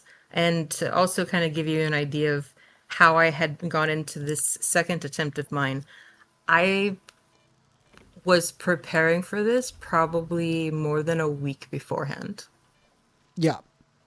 Because I wanted to be incredibly structured. And the other thing I did was I showed my hand. I gave him a link to a Proton drive that had all of my sources, all of the academic papers I was going to utilize and cite from, every single one. And there was probably about 12. Wow. And as soon as he saw that, he stopped responding to me and we didn't have the debate. Yep. I was about to tell you that was a really bad move on your part. It's like you never want to do that because, if they see you actually do know what you're talking about, usually they will just stop engaging. Well, I think with the debate with Rachel Wilson, that was probably my most prepared debate because I read her book to understand her perspective. Lovely book. Yeah, it's a hilarious book. If you want a nice little bag of nuts, then that's a great book to read. Wait, who is this again? Rachel Wilson. By the way, you should definitely pirate it. Don't give her a cent. I can give it to you if you want to. I'm joking. Don't break the law, but at the same time, don't break the law. Yeah, I can don't give break it the to law. You. I resell the book. I just don't think that she deserves a cent. I can resell it to you. I just don't think she deserves even a cent because it's just total hogwash. I was astonished how stupid it was. Anyway, well. The other thing I used to do is I would also take on the position, this would be for practice, I would take on the position of who's debating against and try to make the argument as them. Yeah, it's just steel manning the argument. I did it like kind of a mental exercise, like as I was kind of putting things together. So it wasn't anything formal, it was just by myself, but to get an idea of probably what they would try to go for. Awol is correct here. Here's what it is, right? Awol says, this lady sounds well-spoken and polite. She'll get wrecked in a debate. This is what I mean. It's like it has nothing to do with politeness or how good that, let's be honest, your rhetoric is. Rhetoric at this point is no longer... way more important. Like rhetoric in terms of... Rhetoric is the most important thing. Well, but it's not like that it's classical rhetoric though, Daniel. Classical rhetoric is use arguments to convince your audience. But nowadays, it's not like you're there to convince your audience. Your audience already has an idea in their head. And if you just agree to things that they think is correct, then that's good enough for them. That's how that works. It's more like debate tactics, right? It's like, because look, it's like you're gonna see this. You might know everything about the topic. You might have all the sources, but you might be talking with somebody that is like really versed in actually debating, right? And debate tactics. Somebody like, for example, Destiny, which a person, and I know you like him a lot, Amanda. I think he's very unknowledgeable about a lot of things, but he has a keen understanding on how to debate. you know, how to put people in a corner, right? And if you, even if you have all your facts with you, like everything is on your side, you are going to lose the audience, right? Because the only thing about debate tactics is you know, catering to the audience, right? You need to make the audience feel like you're winning, even if you're not. Yeah, I mean, so, go ahead. Sorry, go ahead, Trouble. Okay, so actually, I have a counter to the Awol thoughts guy. This lady sounds spoken and polite. She'll get wrecked in a debate. So you're thinking the way that I converse is going to be the same way that I'm going to debate or public speak. That is the mistake that a lot of people have. I do it completely differently. Ooh, now I'm interested. I come across as having very solid. How many cons per second do you do? How many what debates? per second? So cons per second. Yeah, how many times do you say cunt per second? This is a joke. He's joking. No, I was just joking. I was just He's joking. Rapid fire there. Yeah. And actually, whenever you were talking about how Destiny, regardless of maybe his like facts or what he's talking about, it's the way that he goes about it. I wrote some notes down. He's quick. He can circle around someone easily. And you said that he can corner them. I put allostatic overload, intimidation through hard statements. So basically, if he says something like he's absolutely fucking confident in it, it doesn't matter how absurd it is or how untrue it is. The fact that the way he said it is going to be the convincing part. Yep. So this is just all going back, and also from your name, which I'm assuming probably not real name, but just the entire structure of putting together, you know, for public speaking and the way that you do that, and also follow up to the person who said I was too polite. Honestly, one of the best it was actually to Congress, one of the best public speakers and the best deliverances of somebody to change someone's mind, in my opinion, was done by Mr. Rogers. Okay. Are you familiar? Oh, because of how friendly he was? Well, yeah, but Mr. Rogers got to that point through years and years of actually being Mr. Rogers. Well, this is the thing. So he, again, it's like to my knowledge, right? Because I'm not like super versed into that era of America and like the TV culture at that time. But he was in the eye of the nation for a very long time, right? It's like he already had years upon years of gaining respect, and actually people just shutting the fuck up and actually listening to him, right? It's like he didn't just do that in a debate setting, you know what I mean? So it's like, and I think the aura that he had just made it so that people would just shut the fuck up and listen, and actually like try to understand what he was saying, which wouldn't necessarily apply to like anybody else. So what I'm referring to is whenever he spoke in front of Congress in 1967 or 69. So this was quite a time back. Also, the only person he had to convince was a congressman that was trying to completely defund PBS. And to the tune of $20 million. Like he was Good not... thing got stopped, yeah. Yeah, I know, right? We're back on it, yeah. But Mr. Rogers did such an effective job at getting this curmudgeon, miserable old man to actually fucking feel something that not only did they give them the 20 million, he gave them another 2 on top of it. Wow. The way that dude, Mr. Rogers is a legend, okay? That guy is an absolute fucking legend. Should we look at his speech for that? We should probably look that up. Yes, it's how long? Actually how long was it? It wasn't too long. Just the speech itself is 6 or 7 minutes. Okay, let's take a look at it. Yeah.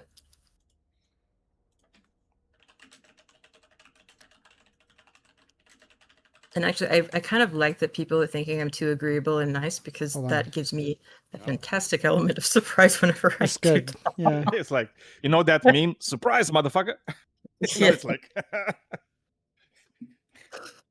All right, so it looks like this is May 1st of 1969. Fred Rogers testifies before the Senate Subcommittee on Communications. Rogers is one of the best things.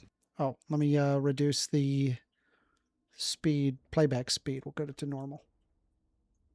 Ever happened to public television, and his Peabody Award is that testament too to that quiet? fact. We in public television are proud of Fred Rogers, and I'm proud to present Mr. Rogers to you now. Oh. All right, Rogers, you got the floor.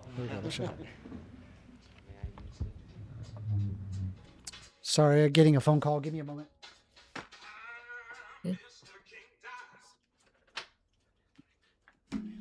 So where did you try to... Sorry. Oh, he's back. Okay.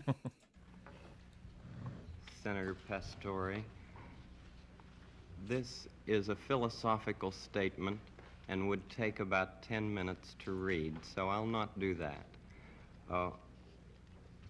One of the first things that a child learns in a healthy family is trust, and I trust what you have said that you will read this. It's very important to me. I care deeply about children. My first children... Will it make you happy if you read it? I'd just like to talk about it, if it's all right. Sir. Okay. My first children's program was on WQED 15 years ago, and its budget was $30. Now, with the help of the Sears Roebuck Foundation and National Educational Television, as well as all of the affiliated stations, each station pays to show our program. It's a unique kind of funding in educational television. With this help, now our program has a budget of $6,000.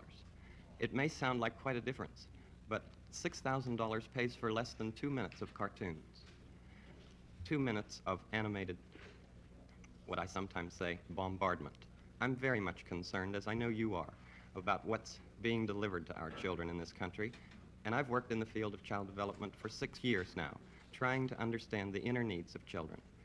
We deal with such things as the inner drama of childhood. We don't have to bop somebody over the head to make him, to make drama on the screen. We deal with such things as getting a haircut, or the feelings about brothers and sisters, and the kind of anger that arises in simple family situations. And we speak to it constructively. How long a program is it? It's a half hour every day. Most channels schedule it in the noontime as well as in the evening. WETA here has scheduled it in the late afternoon. Could we get a copy of this so that we can see it? Maybe not today, but I'd like to see the program. I'd like very much for you I'd to like to see the program itself, or any one of them, you see. We made 100 programs for EEN, the Eastern Educational Network, and then when the money ran out, people in Boston and Pittsburgh and Chicago all came to the fore and said, we've got to have more of this neighborhood expression of care. And this is what I give. I give an expression of care every day to each child to help him realize that he is unique. I end the program by saying, you've made this day a special day by just your being you. There's no person in the whole world like you, and I like you just the way you are. And I feel that if we in public television can only make it clear that feelings are mentionable and manageable, we will have done a great service for mental health. I think that it's much more dramatic that two men could be working out their feelings of anger, much more dramatic than showing something of gunfire. I'm constantly concerned about what our children are seeing. And for 15 years, I have tried in this country and Canada to present what I feel is a meaningful expression of care. Do you narrate it? I'm the host, yes. And I do all the puppets, and I write all the music, and I write all the scripts. Well, I'm supposed to be a pretty tough guy, and this is the first time I've had goosebumps for the last 2 days. Well, I'm grateful, not only for your goosebumps, but for your interest in our kind of communication. Could I tell you the words of one of the songs which I feel is very important? Yes. This has to do with that good feeling of control, which I feel that children need to know is there. And it starts out, what do you do with the mad that you feel? And that first line came straight from a child. I work with children, doing puppets in very personal communication with small groups. What do you do with the mad that you feel? When you feel so mad you could bite. When the whole wide world seems oh so wrong, and nothing you do seems very right. What do you do? Do you punch a bag? Do you pound some clay or some dough? Do you round up friends for a game of tag or see how fast you go? It's great to be able to stop when you've planned a thing that's wrong and be able to do something else instead and think this song. I can stop when I want to, can stop when I wish, can stop anytime. And what a good feeling to feel like this and know that the feeling is really mine. Know that there's something deep inside that helps us become what we can. For a girl can be someday a lady and a boy can be someday a man. I think it's wonderful. I think it's wonderful. Looks like you just earned the $20 million. That's wild. So like, hold on. Like now that I think about it, I feel like his voice has a lot to do with it. Like just the way he sounds. Absolutely. You know, like the sincerity is probably what would probably help for convincing audiences. I don't know if do I like, I feel like probably like just in my general arguments, like to bring it back, I feel like in my general arguments, I come off as like stuck up or standoffish.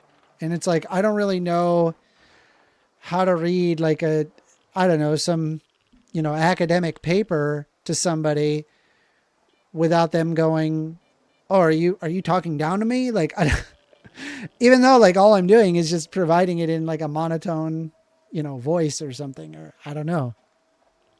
Yeah, I made note of that earlier, actually, when I was listening to you, because you were going through it and it was clear that you understood it, but then I was considering the audience and I'm like, this isn't probably helping them though. Yeah. So usually whenever it comes to like, I might show like the first page of a research paper just to show, hey, it exists, it's here. But I'll break something down into more simplistic terms so that not so much to say that, oh, you're not going to understand or get this, but to make it more efficient, streamline it so that I can get to the rest of what I am trying to present, right? It's also a service to the audience as well, because I'm not there to be an instructor, right? So I'll break it down in rather as simplistic terms as I can, while having it still be kind of interesting. And that's the other part as well, keeping them interested. Not everybody is interested in like neurobiology or neuroendocrinology, but if you can make it interesting and have them engaged, that will take you very, very far. Yeah. Potentially with the audience. It's a good point. By the way, it's not easy to be like a really, really good science communicator, for example, right? And it's like sometimes it's pretty hard sometimes, right, to do that, to put some things into like extreme layman terms. Yeah, it definitely takes practice. It takes understanding how to do that, and maybe you might have to reach out to someone that can. Time to reach out to Professor Dave Explains. or someone that can do it at least kind of. Did you know I had him on my show, right? Did you know I once had him on my show? I did not. Yeah, it was one of my older YouTube videos. He was on there. He's definitely on there. Here, I'll give you an example. It got barely any views, which is surprisingly. You should repost it. Yeah. Hold on, let me see here. The video. Let me pull it up. I'll pull it up. Yeah, so this is in my old YouTube, my old Discord. So you can see it here. Man, this is a blast from the past. But this is when I used to run a show called Debate Politics. And I had this event stage. Wow, it's wild. We have Roser here. God, we got all sorts of these people. It's crazy, man, what it was like before. But yeah, this is Professor Dave. I mean, you can listen to him here. It is really hard. It can be a quagmire, especially in the medical realm. There's more and more convincing fake information. There's like fake papers. There's misinformation that resembles. Isn't that wild? Yeah. I had Professor Dave. The only reason why, I don't know, not a lot of people were kind of in it, I think, is probably because of the fact that he was, he didn't actually advertise that, hey, it's going to be this. Yeah. But I did have Professor Dave. What was that? Was he still big when he came? Oh, yeah, no, he was huge. He had millions of subscribers. Yeah, he is huge. Oh, okay. Yeah. It's just because he didn't find a way to I guess advertise our channel in any way, because it's like his channel doesn't really match what I was trying to get. It was just an AMA, And he mentioned on his Twitter, but he was like, yeah, I don't anticipate a whole lot of people. I'm like, are you kidding me? You got 1.2 million subscribers. What What do you mean you're not going to have a lot of people? I feel like that there would be tons of people. But interestingly enough, when I brought in Vosh, got way more engagement on Discord. Like a lot. Like I think it was like 150 people joined the Discord that day just to listen to Vosh.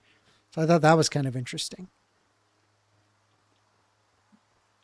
I was going to say a close second to someone that I think probably delivered one of the best as a part of a debate. Well, he only had one attempt, but it was his statement was James Baldwin.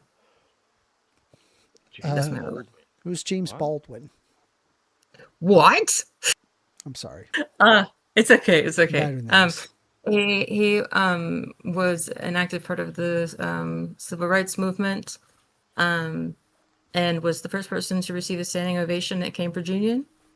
Cool. It was a speech that he did during 1965 against William F. Buckley. If you remember William F. Buckley, he was a bit of a racist, some would say. Just like a smidge. Yeah, like everybody. So for him to go up against James Baldwin, that was oof. And Baldwin went first, which a lot of people were like, "Oh, I wish he would have gone second, whatever."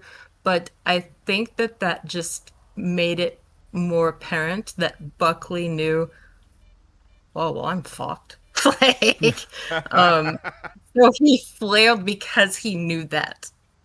Especially after seeing the standing ovation, and then even Baldwin just kind of shocked, like, oh, for real? Because what Baldwin did to make his argument so effective is that the statement was, the American dream is at the cost of the American Negro. And what Baldwin was able to do was argue that from a stance that was obviously very personal and very, like, real. Yeah. And that's what registered so well with the rest of the audience, because it was very human.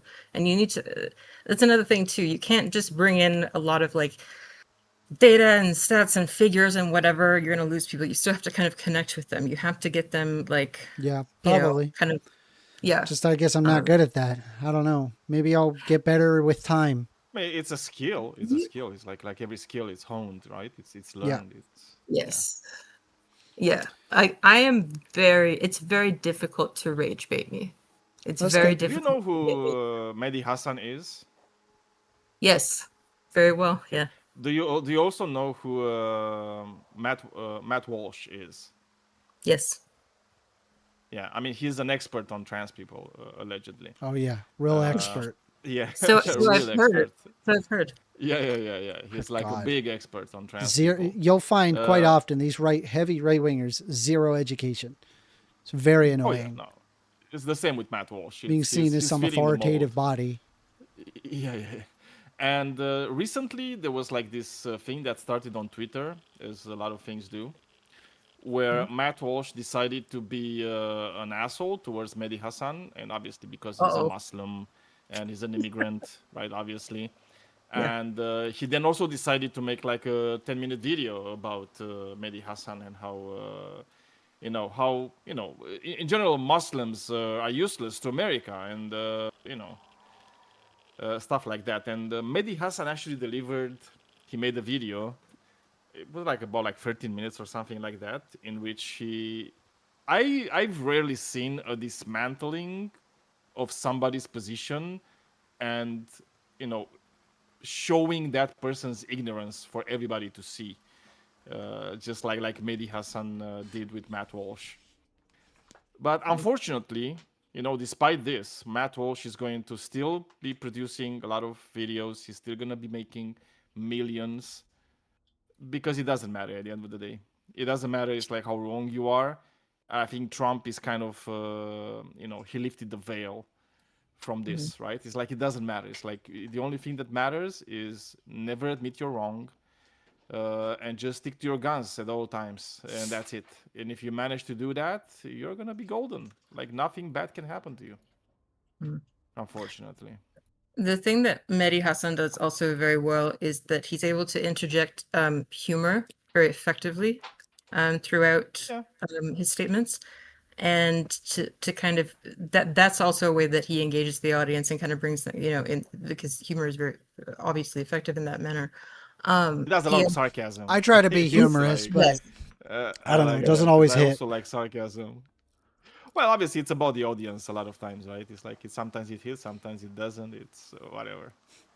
Yeah, the better way to think about how that's done, as opposed to kind of what you're kind of doing and what I see a lot of other people doing, is think of it more so as you are, this is like a court case and you're making your opening statement, right?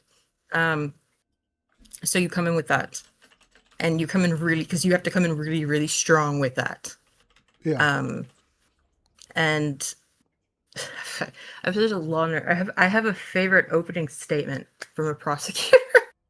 But it was Nerd. I acknowledge that. Sadly, we do got to get moving on. But Yeah, Troublemaker, I sure. really appreciate you calling in, and I'm glad that you are watching the show, and it sounds like you enjoy it. So I appreciate you.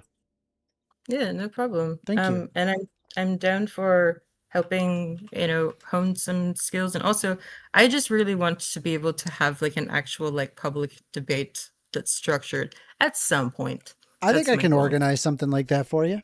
We'll see what we can do. Awesome. I All look right. forward to it. You have a All great day. Thank you. All right, bye. All right. So the phones are open. Phone number is 202-998-5218. Call in. Let's have the discussion. I want to hear what you have to say. You can debate woke liberal. You can have a discussion with me. We can talk and hang out and, whatever you like. Let me see here. Robin says, is it just me or is the standard for debate like kind of low? No, it's not just you. That's unironically, that's exactly what we were talking about, where it's very obvious that people don't appear to be interested in actually having a real conversation. They just kind of like want to get you on like internet dunks and gotchas, as opposed to like, ooh, this is an opportunity where I can learn from this person. You know what I mean? Like it's really frustrating to see that. Do you think like one of the guilty reasons? I mean, one of the reasons for why this is happening, I think it's all those YouTube videos with like, oh, this guy is destroying this other guy in this thing, and yeah, I don't know. I feel like all this culture around it, like ownage and destroyed, wrecked. I think it's just like kind of like very silly in a way. Like it doesn't make much sense.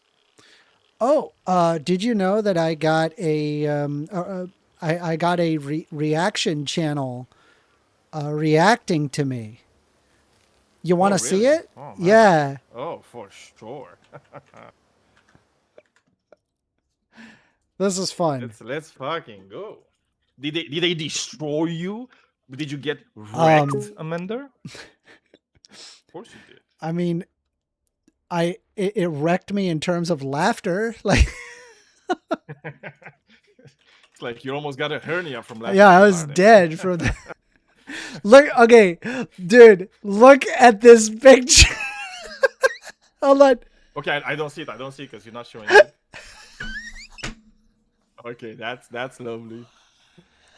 I got devil horns. Yeah, but I mean, apparently they love putting devil horns on I'm just people, 'cause imagining, people also right? got- Somewhere in this guy's Are you at the same level as Jimmy video. Kimmel? Yeah, in this guy's video folder, right? Somewhere in this guy's video folder, he's got, all right, devilhorns.png. For sure. All right. I watched the video. I thought it was wild. I was like, I think there's like one thing that I was like willing to concede on based on what he had written out, but everything else is just complete nonsense. And I just thought it was hilarious. All right, so let's watch it, right? Back to my chat.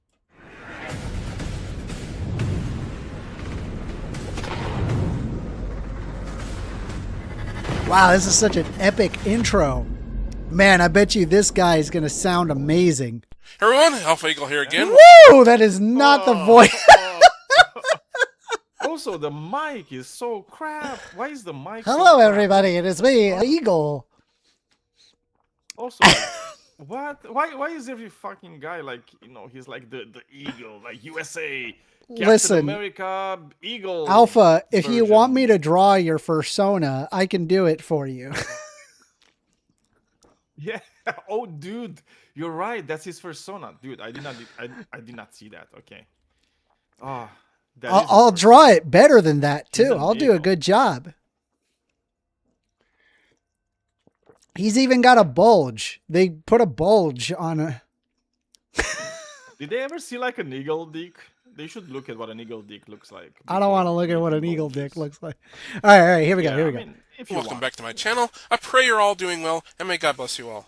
Before we begin, be sure to like, share, comment, and subscribe. One of my viewers, Awol Thoughts, shout out to him, suggested that I... Awol! What are you... Awol, what are you doing?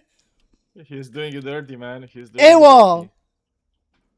Long time... There's a YouTuber named First Amender. He's a liberal who has an open calling every Thursday. I personally debate him every week, but I think you would have a field day with his atheist, soft on crime, and free everything points of view on politics. His show is called Debate a Woke Liberal, so please think about a call-in. This is insane, bro. I debate a YouTube channel called First Amender. Now, with a name like that, he must be a fan of the free speech champion, Charlie Kirk. Let me know if you want me to draw your persona. I'll draw your persona for you. You have a lovely persona. Anyway. But apparently not. Charlie Kirk. Charlie Kirk? Okay, let's talk about Charlie Kirk. Yeah, why do you say that he was a bad person? He was a bad person. I'm going to be honest with you, man. I don't respect the guy. So, no, I will not be offering a moment of silence. Yeah, based. That's so based. He was a shitty person. He was he sucked. He's not a good guy. Like, I'm sorry. Like, I know you want to pretend like he's like a great guy and you whitewash him, but he wasn't a good guy. I checked out his channel and he's just a typical leftist. Nothing. He is just a typical leftist. Am I a typical leftist? Good lives. Daniel? I mean, I'm not even a leftist. They say that you want everything free. It's like you're not like, you need to tell them better that you're the capitalist and I'm the socialist. Okay, so I don't know why the fuck people like kind of like. No, yeah, you're like way more left than me.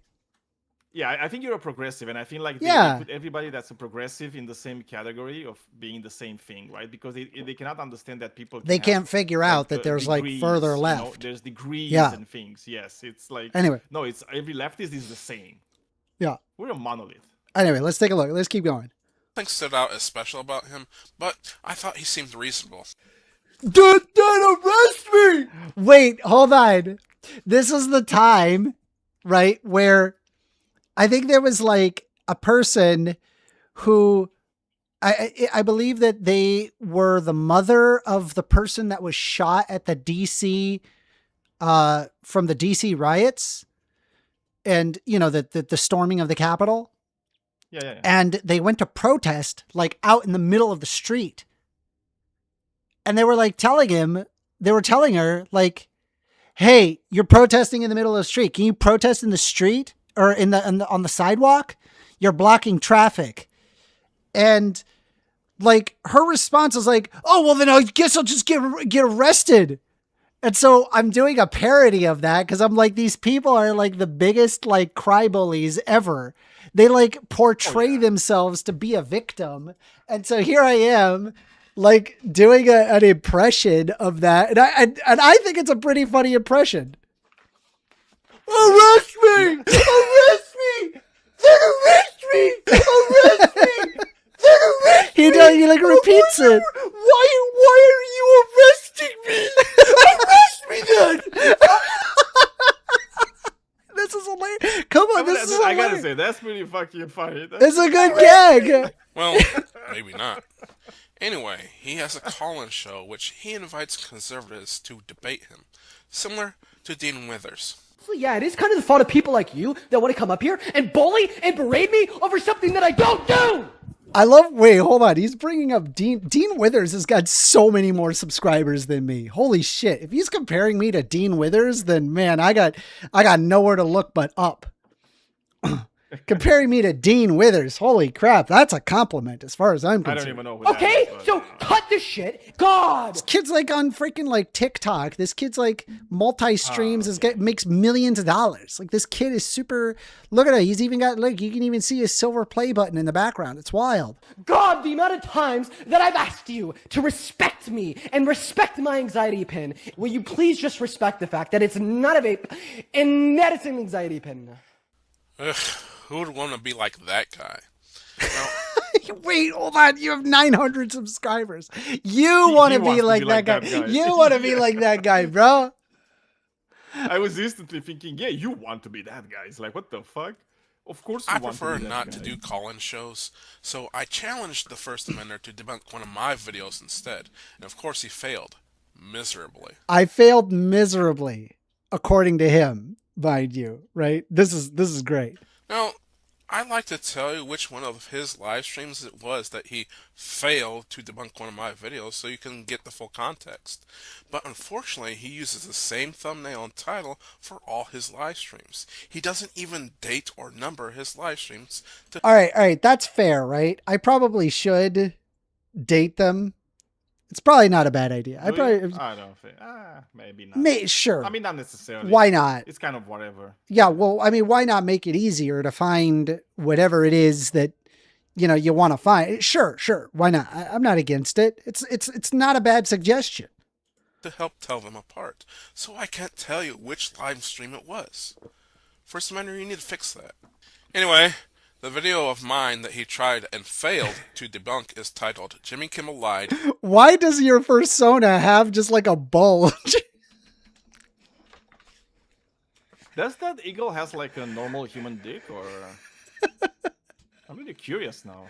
It's like, this is Dickgate, It's like we need to do some like eagle dick investigation. You realize eagles don't have they have like, don't they have like a cloaca? They don't have like a traditional dick, right?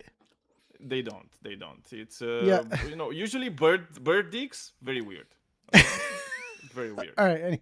Again, and Benny Johnson was threatened. Now, let's begin. This isn't anything new for Christian conservatives. Dude, you are such a crybaby. Are you kidding me? Go to any street corner. Tell me that there isn't a church there. Go to dude, your churches aren't taxed. Do you understand that? We're supposed to have a separation of church and state. That's why you're not taxed. So if you, I love that. I'm like so angry here. That's why you're not taxed. And, one of the things that is like, it's always amazing for me. It's like, there's this match made in heaven almost, between like any Christian and the persecution complex. I need Alpha to call in. They think everybody just persecutes them for some reason. Alpha won't call in. They are the ones holding all the power. Did you know Alpha won't call in? Why doesn't he call it? He'll be in my comments, but he doesn't call in. Because he's a scared little man. I don't know. Like, I just, I'm just saying. Call in. I'll draw your fursona while we talk. Yeah, there you go. Fucking socialist to give things for free again. All right, let's keep going. Want to make the churches a part of it? Why don't we tax the shit out of you? Well, like any leftists, he loves taxing people. And as we all know, the point isn't to tax people. It's that I have a disdain to the fact that there is an erosion of the separation of church and state. I don't actually want to tax churches, just FYI. Taxation is theft. So, in other words, people on the left are thieves. Great. Wait, hold on. Always want to take money away from other people. Wait, did he say taxation is theft? Yeah, he did. It's like, it's crazy. I mean, it's like, you know, if I call these people libertarians, it's like I'm probably correct like 85% of the time. This right? always, like, without even knowing them. This always comes from like a fundamental misunderstanding of just a thing called social contract. Yeah, and how like reality. You'll find like very commonly like libertarians, they'll say taxation is theft, but at the same time be perfectly okay with things like traffic laws because traffic laws prevent death. And it's like, okay, how do you maintain that? What do you do to maintain? Yeah, but that's different. What about education? Do we maintain education? How is it like it? Theft means that you're unjustly stealing something, but specifically, if you're applying a social contract, then it's not only justified. There's a moral imperative to argue that you ought to pay your taxes, and this is kind of the problem here, is that he can't acknowledge this because I feel like this guy's argument, it sounds like he's very young, doesn't he? He does sound like he's very young, yeah. And it's like, I remember being 22. I probably would have been in the same boat as this guy, you know, but now that I'm 36 and I've, you know, read over 100 books on different politics and different, you know, philosophy or whatever, you know, it so cringe. Wait, what? Books, man. That I read books? How dare I? Yeah, so cringe. Well, the problem is that it just, you know, I couldn't reconcile with being a libertarian any longer. I was like, okay, this doesn't actually work. There are people that are going to be dependent on you, and sometimes people need a leg up, and a better society can be reached. And this actually stemmed from my libertarian idea that people ought live a life of a protection of life, liberty, property, and pursuit of happiness. The basis of a lot of libertarian thinking is that, like, that people ought live a life, you know, life, liberty, property, pursuit of happiness. Problem is that if you don't have a social contract, that what it does is that it often degrades those things. And so then you start to be able to concede all sorts of different taxes, which are necessary, from, you know, police to military to roads to ensuring that people are capable of driving, to voting, to civil rights, and then it all just kind of falls into place when you acknowledge social contract. Now, if you just think about it from like an individual perspective, and you don't think about it from like a societal point of view, that you never really like change it. Anyway, let's continue here. No, I've never been an expert in history, but recently I've been learning things about history that I never knew. And one thing that I didn't know is that our government wasn't always funded by taxes. At one point, our government was completely funded by tariffs. You know, the thing that leftists pretend to hate simply because Trump is doing it right now? Even though that... I'm not against tariffs. He doesn't understand tariffs either. Yeah, he doesn't understand tariffs. Yeah. To start, just FYI, I'm not necessarily against tariffs. There are instances where a tariff is absolutely necessary, but the blanket tariffs that Trump is doing is fucking idiotic. Yeah, it's really dumb. That's the problem. The problem you know, is the blanket tariffs, not just tariffs. 100%. Like, who the fuck is against like tariffs in general? It's like it would be obviously. It's like if somebody would say I'm against tariffs in general, I would literally told them, yeah, you're like an idiot if you think that, right? It's like obviously there's things that make sense in the proper context, you know. Like for example, should you be like against enemas? No. Yeah. It's like if somebody comes, oh, I'm against enemas. It's like, well, but sometimes you need them, right? It's like don't do an enema every fucking day, because that's bad for you, right? But if you need it, you have to do it. The same thing with tariffs, man. It's just crazy. Anyway, continuing on. Most presidents have used tariffs in the past, including Joe Biden. Yes, not all tariffs are bad. It's just the blanket ones that... Anyway. If our government was completely funded by tariffs in the past, there's no reason why it can't be funded by tariffs again. Now, I doubt that would happen Well, except the fact that the size of the government and the amount of military intervention is quite a bit different from, say, for the most of the 19th century, particularly from 1790. I love how he's using AI to confirm this. Great work. From 1790 until the Civil War, tariffs served as the U.S. government's primary source of revenue, accounting for 90% of more than all federal income. With the establishment of the federal income tax in 1913, the government's reliance on tariffs significantly declined. So I just want to be clear, right? Do you think that maybe the United States government could be like a bit bigger than, say, between 1790 to 1913? Obviously, yes. And just about any giant economy is going to rely on things like income taxes, value-added taxes, property taxes, as well as like establishing consistent taxes in order to pay for things like schools, which need to be consistently paid for on a yearly basis. Anyway. Anytime soon, but it would be amazing if it did. Now, Dems claim to fight for the little guy. Now, imagine if they completely eliminated income tax. Dems would be the hero to the middle and... Yeah, that's not the win that you think it is. If anything, eliminating income taxes would often overwhelmingly impact the ultra wealthy, which, yeah, I would not want to do that. But if you had to ask me, like, I probably would want to see more value-added taxes because I think that there's a convenience factor there to be involved.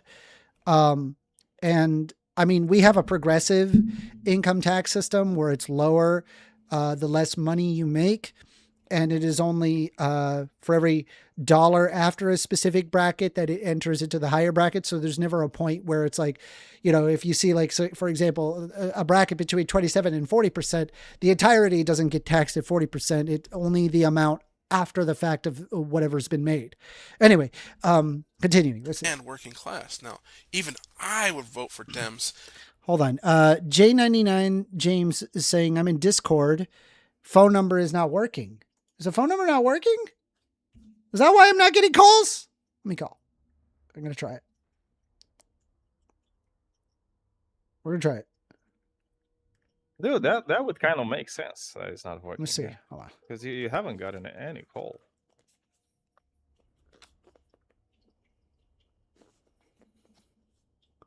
Oh, crap. It just hung up. That's wild. Why is it doing that? Who knows, man? Let me close out of it and then try to reopen it. That's so odd. Weird. Let's try one more time. I'm going to try one more time. Let me see. This is the first time that just a like the thing. glitch. Yeah, I did. Hold on. Let's try.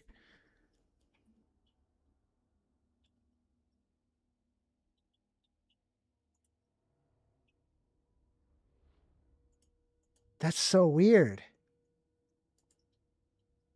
Where's my notifications?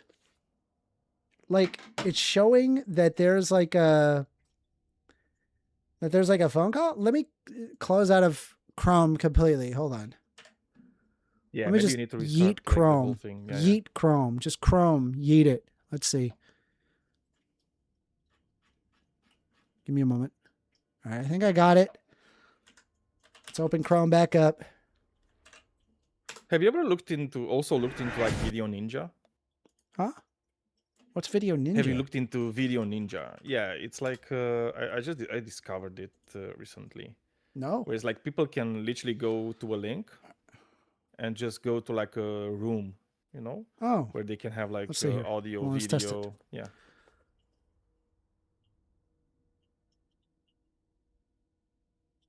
It says that there's an incoming call, but like I'm not getting it. That's so odd. And then it just like doesn't work. Huh. That's why I'm not getting any calls. Let me call back. But it's weird because you did have a call, right? Like earlier. Yeah, yeah, I did. Starting a call. What? Let me see here.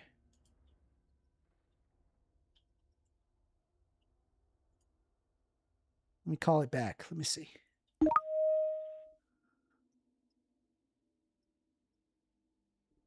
I think maybe the service is down. Yeah, I mean, I keep hearing like weird stuff there. Yeah, no, I'm calling out, but it's not going out. Okay, well, all right, let's see. We're gonna bring in Gucci Loafer. Come on in. All right, for now, we're just gonna use I don't know, for whatever reason, the service is down. So join the Discord if you haven't. Apologies, the phone number is not working. Oh, and by the way, just a second, Gucci Loafer. The Video Ninja, I think it also works like from people's phones. Does right? it? So they could literally just go in a link and just it would take the automatic. Anyway, all right, let me start over. Let's see here. So hold on. Gucci Loafer, how are you doing? What? If I was running the business, I would fire the producer for not knowing that the phones weren't working. It's your company, you run it how you want, but most guys, they test out the calls, to make sure that they're working. So I'm sorry, Daniel. I apologize. But, this is a one-man operation, so you have to. No I'll have to soup apologize. for you. Daniel gets no soup today. No soup. But no, man. Not in charge of the thanks phone. for- Man. Not in charge of the phone. Granted. Well, thanks for seeing my message. Yeah, normally you get a lot more calls, and Awol said he was going to call, and that's probably why you haven't heard from him. So yeah, let's all make sure Awol is okay. But Amender is live on the Discord, so go join Amender's Discord server, and you can get a hold of him if you contact him through YouTube. Not sure how that works, but anyway, all right. So yesterday's debate that you had, I'm noticing a trend, and maybe you can correct me if I'm wrong, but Amender is saying yes to everything. So even the debate that you had with the two Christian guys, there seems to be a trend, and maybe it's accepting random debates with these people is kind of working against you. I don't know. So? That's just my thing, but I don't see the same value that you get from the random debates that you have. People that watch you can definitely see a difference in your demeanor and a difference in your debate style. So maybe only do debates if they pay you. I don't know, dude. But anyway, that's funny. But anyway, I want to talk about keeping it to debate. So I think the right has a lot more experience with debating against adversity. I think people on the right, even though they tend to start their journey with, Daily Wire. I mean, that's kind of how I got red-pilled off of talk radio, then went to Daily Wire, and then find out I'm too extreme for Daily Wire, and went on to find other resources. But I think ultimately the right has a lot more experience working through their beliefs and challenging people and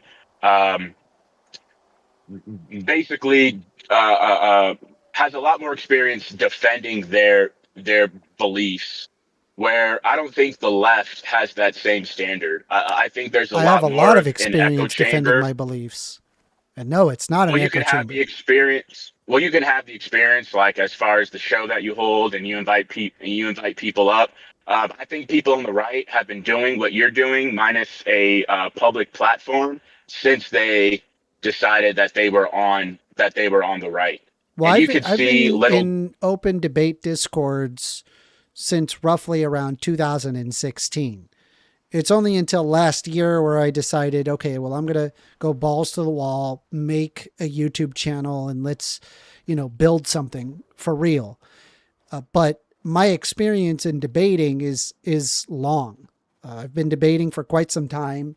And not only that, I've also not only read books that necessarily agree with me, but books that I fundamentally and vehemently disagree with. I would sit there and read them just in case if I missed something. So my methodology for making sure that I am not in an echo chamber has been very rigorous. In fact, I would say, not to toot my own horn, but I believe that it is often more rigorous than most people have even remotely endured.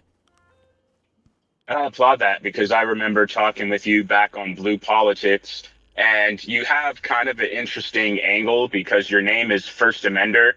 So by default, a lot of people, and I made the same conclusion, especially back in Blue Politics days. What was that? Maybe four years ago. you're definitely not the same person that you were from blue politics days. That's But you correct. have a brand to uphold, and you obviously have to continuously challenge yourself. I'm saying the majority of the left never has to go through that, never has to open themselves up. And you do it well on a public platform to where even if you were wrong, and this is what's interesting, like even if you were wrong, you don't see the right wing bring the squad, if you will, you know? So I know if I get bested, I'm telling my homies who are smarter than me, this motherfucker is, you know, he kicked my ass at this debate. You should definitely talk to him and see if you can get that W. I think that goes on a lot more on the right. And because you came from this libertarian perspective, effectively you got the experience of being right wing only to come out like what's that Hunter guy, you know, only to Hunter come out Avalon? and say, you know what, after all, yeah, exactly, only to come out and say, all right, well, after all the data that I've read and spending years, you know, talking to different people, I found information that supports my opposite worldview, and you've adjusted accordingly. But I think you're a rare case to where a majority of people on the left aren't willing to have their thoughts challenged. And Jordan Peterson said this. He said, in order to think, you have to risk being offended. And I find that a lot more on the right, or people at least right of center, than you would people left or left of center, outside of you, obviously. Okay, yeah. I mean, I don't know if I agree with that. Like I know, for example, like that there are people on the left, in order to have like, I guess like a fostering like of actual dialogue, not like, you know, the bloods. You're right. The right is more experienced in terms of like blood sportsy type arguments, but I don't think like fruitful like discussions, or even like a discussion for determining what's real and what's not real, or what's correct or incorrect, is determined through blood sports. I think it's actually pretty negative to go into that route. Well, I think where and I agree, but I think where the lines have differed is we're no longer in the William F. Buckley days. We're no longer in the firing line days. And I think the right had a perspective point to where it's, excuse me, I'm going to dismantle my enemy off of sheer logic and thought, and I'm going to convince them with my argument that they are wrong. But how do you really convince someone who has the belief that, you know, you're a Nazi, or you're all the, you know, buzzwords, or, you know, just because you believe a certain way, you're not black, or just because you do one particular thing, you're enforcing a, you know, system of white supremacy. I think it's the left that took the boxing gloves off first, and the response is, okay, well, if I'm a Nazi, then F you, I'm a fucking Nazi. What the fuck are you going to do about it? And that's where both people and both sides no longer want to learn, no longer want to hear. I think if you talk to people that at least are Christian or have some sort of Christian faith, they will come to a point where they're like, okay, what would Jesus do? Yes, I could try to, you know, win your heart and mind over being the most eloquent and giving you a slam dunk like you were saying earlier, but we know that just makes people more steadfast in their beliefs. It's not until you can say, I love you as a person, and you've said it multiple times. I'm generally curious about how you came to this point of view, but the boxing gloves have already come off.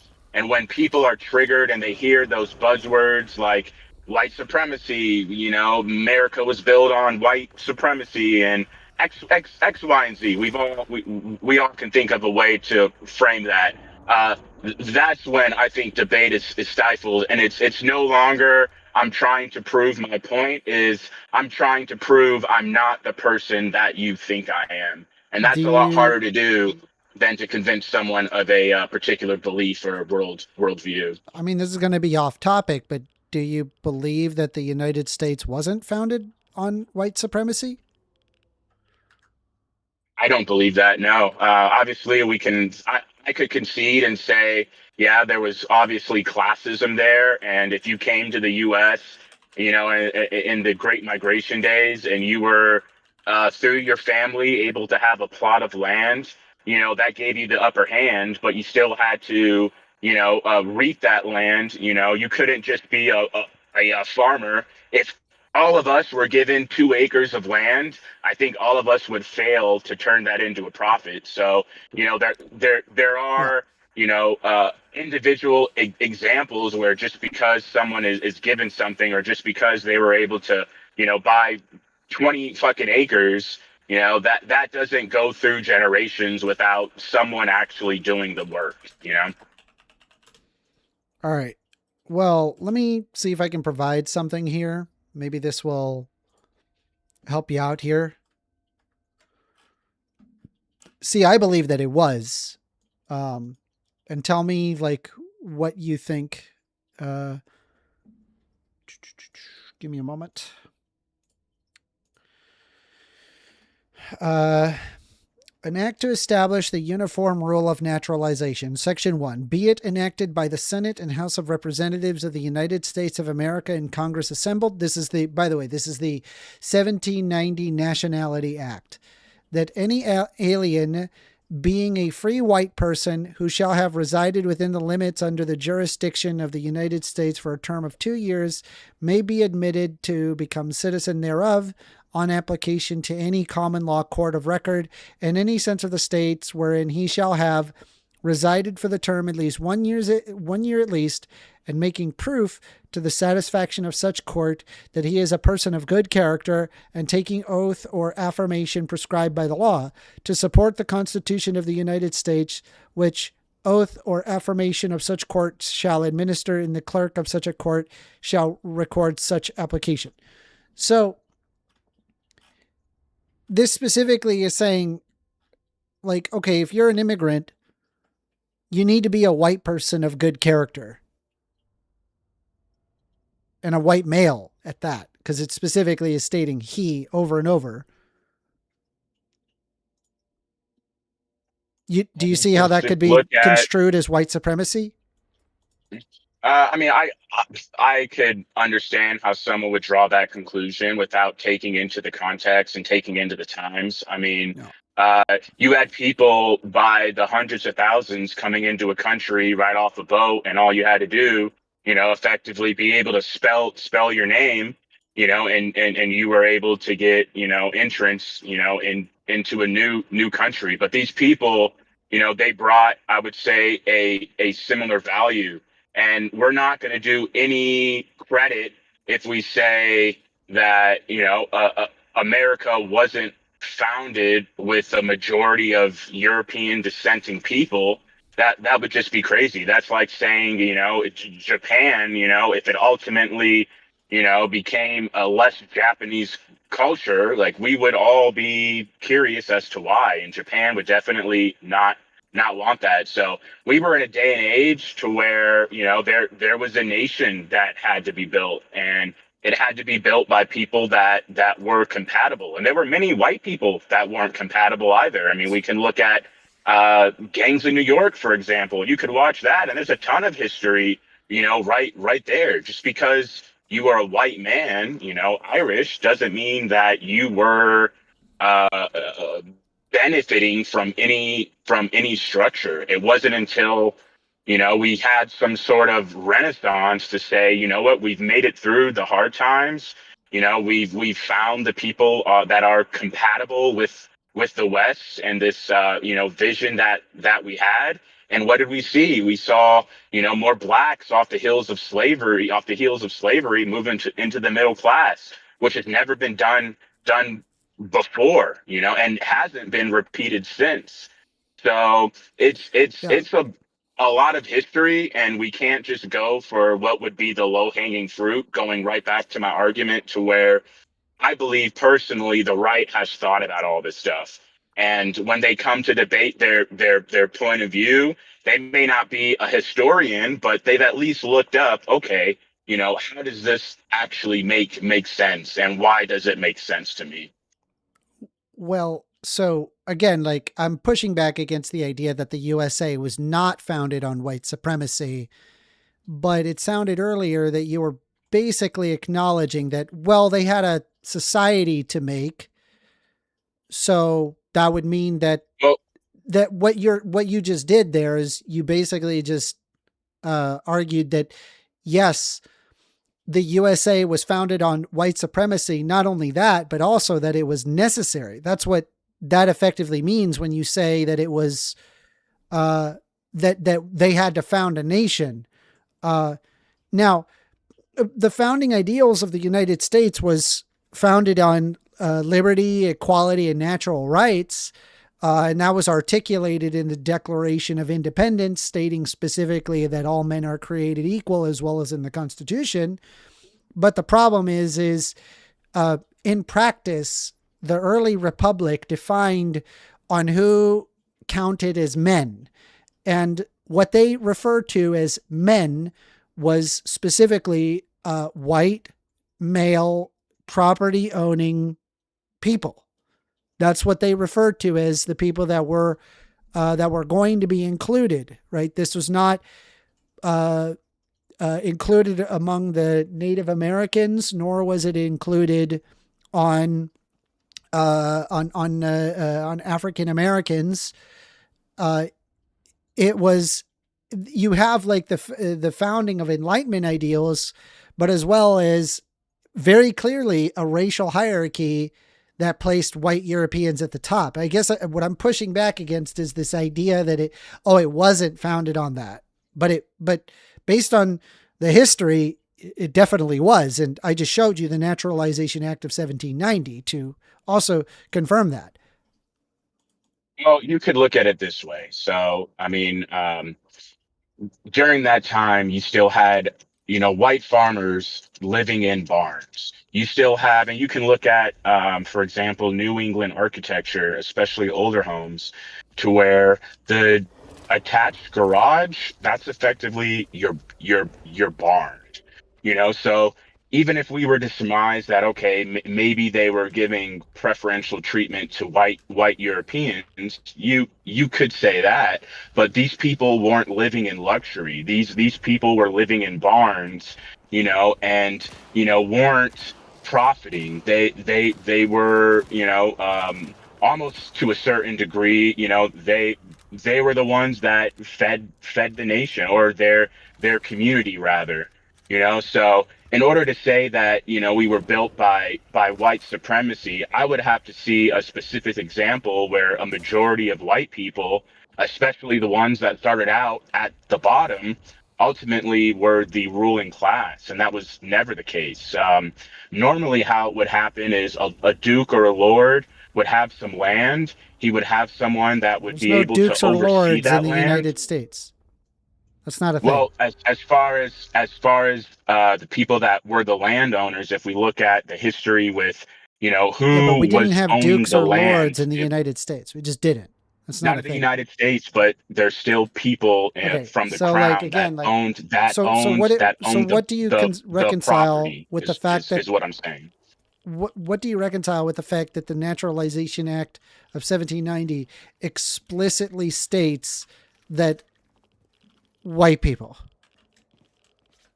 I mean, I just chalk that up to being the people that are most conducive to, the outcome that was seen at the time. Okay, so then we would know that it's founded. Never experienced. So then that would mean that we founded winter, it on right? white supremacy. No, not Okay, white so supremacy. how do you contradict what I'm trying to say? Like, because what I'm asking Because you for is have an to argument. look at it. That wasn't an argument. Yes, All you yeah, did was yeah. basically affirm my argument. Like, yeah, that's what was necessary. Yeah, I agree. That's why I say that it's that the United States is founded on white supremacy, and saying that, well, that's what was necessary isn't really an argument.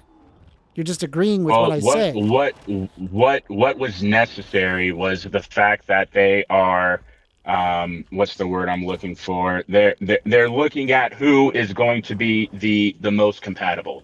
So if you were, let's say you were a lord in, England, and, somehow you netted 35 acres in, I don't know, fucking, I'm a random state, Tennessee. Well, you're not going to find someone that's from Africa that is never, not in Tennessee, let's say some snows and it's fucking brutal.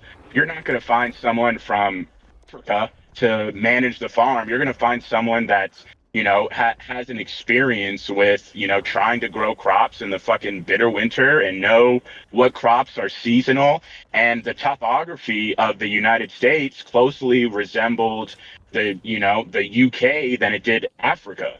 So I wouldn't say that it was founded. America was founded by white supremacy. I would say it was founded by people that had money at stake, it had odds at stake, that needed to have a nation where people were compatible with the ideas of the West, and you can't get that from every civilization. That's just a fact. You're once again just arguing that, yes, white supremacy, you just choose not to call it white supremacy, even though nothing of what you said contradicted what I said. White people during that time, still were at the bottom of the totem pole, no, they weren't. Totem pole, that's actually then why you have to specify free white men of good character?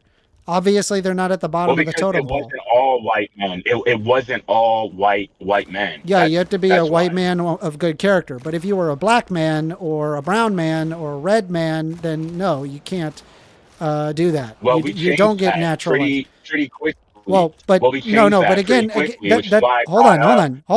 Wait, hold on. I mean, if we could talk about like changing it, stop for a second. We could talk about how it's like, hey, later on this has changed, but it's like there's a long history of like very much white supremacy that is like embedded in and that was basically the question. Was the USA founded on white supremacy? If you're saying, hey, later on, they didn't, they undid that. I agree with you. They did undo that, but that doesn't remove the fact that the USA is founded on white supremacy.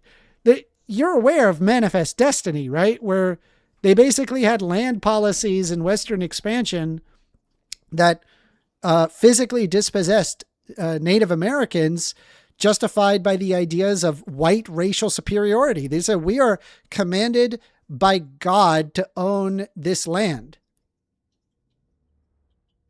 Well, yeah, you could draw, you could pick from that particular example, but there were a lot of, people. You're breaking up. Well, there was also a lot of, people that wanted Native Americans to assimilate into the particular culture. But all I'm saying, if, I didn't mean to get stuck on the white supremacy aspect of it, but all I'm suggesting is,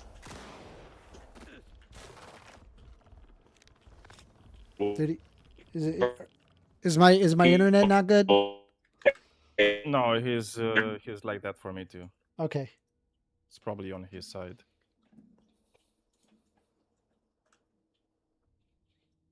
Am I coming in good now? I think so. Go ahead. Okay. So anyway, all I was merely suggesting is claiming that it's particularly white supremacy when a majority of people lived in poverty during those days, and it was only a class type of system to where your upper hand was being a landowner, and that was effectively it. And to say that on the hills of slavery, free white men of good character were the ones that could own land, as opposed to black people, right? Brown people, they weren't allowed to own land. But still, even given that, more blacks moved into the middle class. You had your first black millionaire on the heels of slavery. That's much later. That's much later. Been repeated. But still, you look at today compared to that. Why hasn't that been, why hasn't that happened again when we're even farther away from the inception of the nation? That's all I'm saying. People live a much higher quality of living standard today than they did back then, including for black people. Right, but the numbers. I don't know what you're talking about. Anyway, the point is that the numbers don't line up. It does. There's It doesn't. numerous And economic that's journals that entirely show wrong. exactly that. It does. I'm not sure what journals you're reading, but the out of Contemporary wedlock birth economic rate journals. the Birth out of rate is wedlock not birth rate is not much the factor higher to nowadays. determining economic prosperity. That's not how that works. Okay, fine. The number of blacks moving into the middle class was much higher If that's the case, after then slavery Nigeria than would be it doing was amazing. since. Well, it's much higher after slavery, but pre Yeah, the there's 60s more blacks than it's that are been middle in the class and upper 60s class now than there were in, say, 1970s. That's empirically true. No.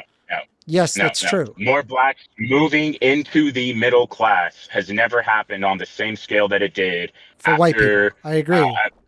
No, for blacks also. But anyway, so going back to my original this point, this was has nothing just to the do fact with that- whether or not that the U.S. was founded on white supremacy. We know it was. It just I don't know why. Okay, well, that's your particular opinion. Maybe No, it's from not the my books that opinion. you've This read, is and that's historically fine. speaking, that's the fact, right? The Naturalization Act of Sure, 1790 is a very clear defeater.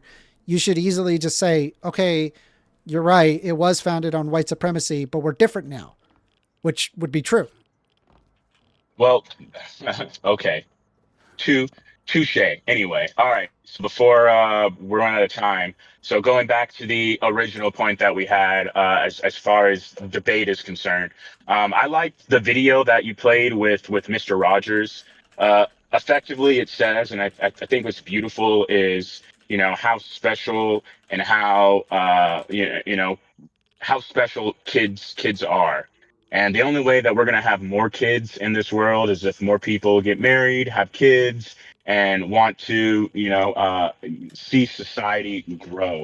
And I realize being a parent, one of the biggest hurdles to overcome is realizing that your child is themselves, and you can have all types of plans on when I'm a kid or when I'm a parent, the kid's going to be into this and into that, and it never works out that way. And I'd implore all new parents to consider, or people even wanting to become parents, to consider that you're dealing with a human being that has its own thoughts, have their own opinions, and all that you can do is try to be there for your child and nurture them and help them grow and do all that you can to prevent them from harm, but ultimately allowing them to come to their own conclusion. For example, my boy, he's 7 years old, and for some reason he gravitates towards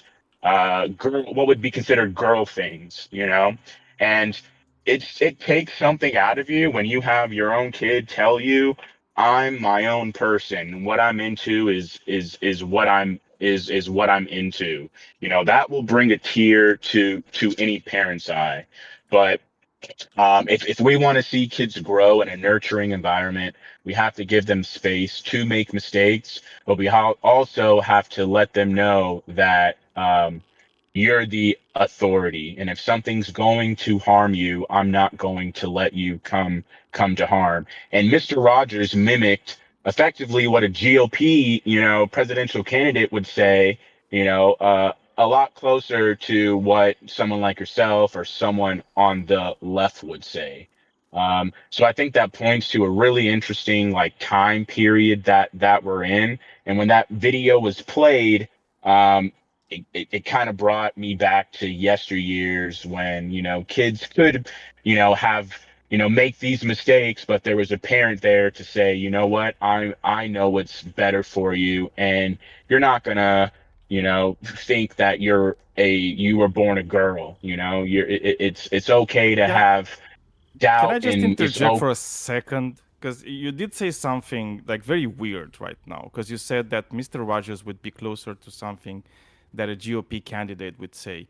Are you aware that literally every Republican senator voted against the Child Credit Tax Act, which actually reduced child poverty in half in America? Well, I mean, they most of literally the GOP voted is against against. taxes, Yeah, so they that doesn't literally surprise me. voted. Yeah, but again, this was something for the kids, right? So it's I don't know why you see it as just a tax. It's not just a tax. It's helping kids, right? Not only that, your GOP candidate actually talked very much, and they're still talking about how they're against free meals for kids in schools, right? So it's like when you're giving them this allure, this aura of like, oh my God, they're caring so much for the kids. They're not. Remember, right now, Mike Johnson is not swearing in, a Democrat representative, because that would be the vote to actually release the Epstein files, right? Which again, it's about kids. So whenever you're saying that the GOP or like GOP leaders or like GOP senators and representatives actually care about kids, you should be really, really thinking about these things where their actions are actually speaking for themselves, because anybody can say anything they want, right? Words are cheap as fuck. Okay, what matters is actions, and their actions are actually showing everybody they don't really care about kids. Well, I disagree, because you can easily point to a solution, for example, like school choice, where we do put power back into families and the ability to kids to leave the impoverished school where he's not getting the help. You're and go aware to that a school out of choice. his district. It's not. You're aware that. Yeah. Hang on. No. Hang on, please. Let me finish. So the GOP has obviously historically been for school choice, giving parents and people, kids, the power to go to a district that's out of their, where they normally would live if they were in public school. I don't see how you're comparing to the GOP's resistance. Again, it doesn't change anything. And free, hang on, please, meals, brother, please. No, but you're not finish. really attacking the things that I'm saying. No, it's like you just went on a tangent that I has did. nothing to do You with what I just said you just surmised that the I can't say that the GOP is for kids. And I'm saying that that's the opposite, because the GOP is more based upon choice, and my example being school choice. And you're going to bring up how somehow please provide a that's piece of not related. legislation. No, that's very nice. Okay, please provide a piece of legislation that they wanted to pass that is proven to do good for kids, like, for example, the child credit tax, okay, that the Democrats actually voted against. Well, I would say in our example, school choice would be much more what immediate. Piece of legislation was it? When did the Democrats voted against it? As far as this particular round, when they voted against it, I mean, I can't pull it up the top of my head, but I can say historically I know why you speaking, can't. and I know you cannot, because there is no such thing. You're telling me the Democrats aren't against school choice? No, I'm telling you that the Republicans have I'm never 100% done this. against school They've choice. never come. Yeah, they're against, because it's proven to actually not do anything good for the kids, and it's not gonna fix the things. Well, that it actually they say diverts they're money fixing. from public schools and puts it towards wealthier Exactly. private So, schools. I knew that's what that ends was up going to happening. be that was going to be the main argument, that it takes away money from the public schools. But if it's Yes. about the child and it's about the child's education, if you have a child that's performing well above his peers, I think the family should be able to say, we're going to take him out of this school and put him in a school out of his district where he's going to get that, help or get the resources that he needs. Republicans have been historically for that, and it's not. Okay, it's only because it takes money from The public problem schools. is that the private schools, those are overwhelmingly for wealthy, affluent, and when you have it set to school choice or school voucher programs, what happens is that it pulls money away from schools that genuinely need it, and it effectively leads to poorer schools to effectively lose most of their funding. And so the education actually gets even worse. And because a lot of these people are in poverty, what they often do, they just end up choosing whatever school is closest because they don't have enough time. They're often working two, 3 jobs out of their entire work week in order to keep their head above water. They just pick the nearest school, and what gets negatively impacted are those that are socioeconomically challenged, and those that benefit are private schools, overwhelmingly, especially Christian schools where they indoctrinate people, you with all. Yeah, it's like it's opposite. So again, of you're what not you going want to do to anything happen. for poor people and the poor kids, right? All you want to do is kind of have the rich kids have just more because they're rich and they got lucky to be born in rich families. you don't really care about poor kids, right? That's why like the overwhelming majority of Republicans are voting constantly against free meals for kids in schools. Why do you think somebody that cares for kids would actually vote against something like that? There could be multiple reasons. It could be a system that's not built well enough.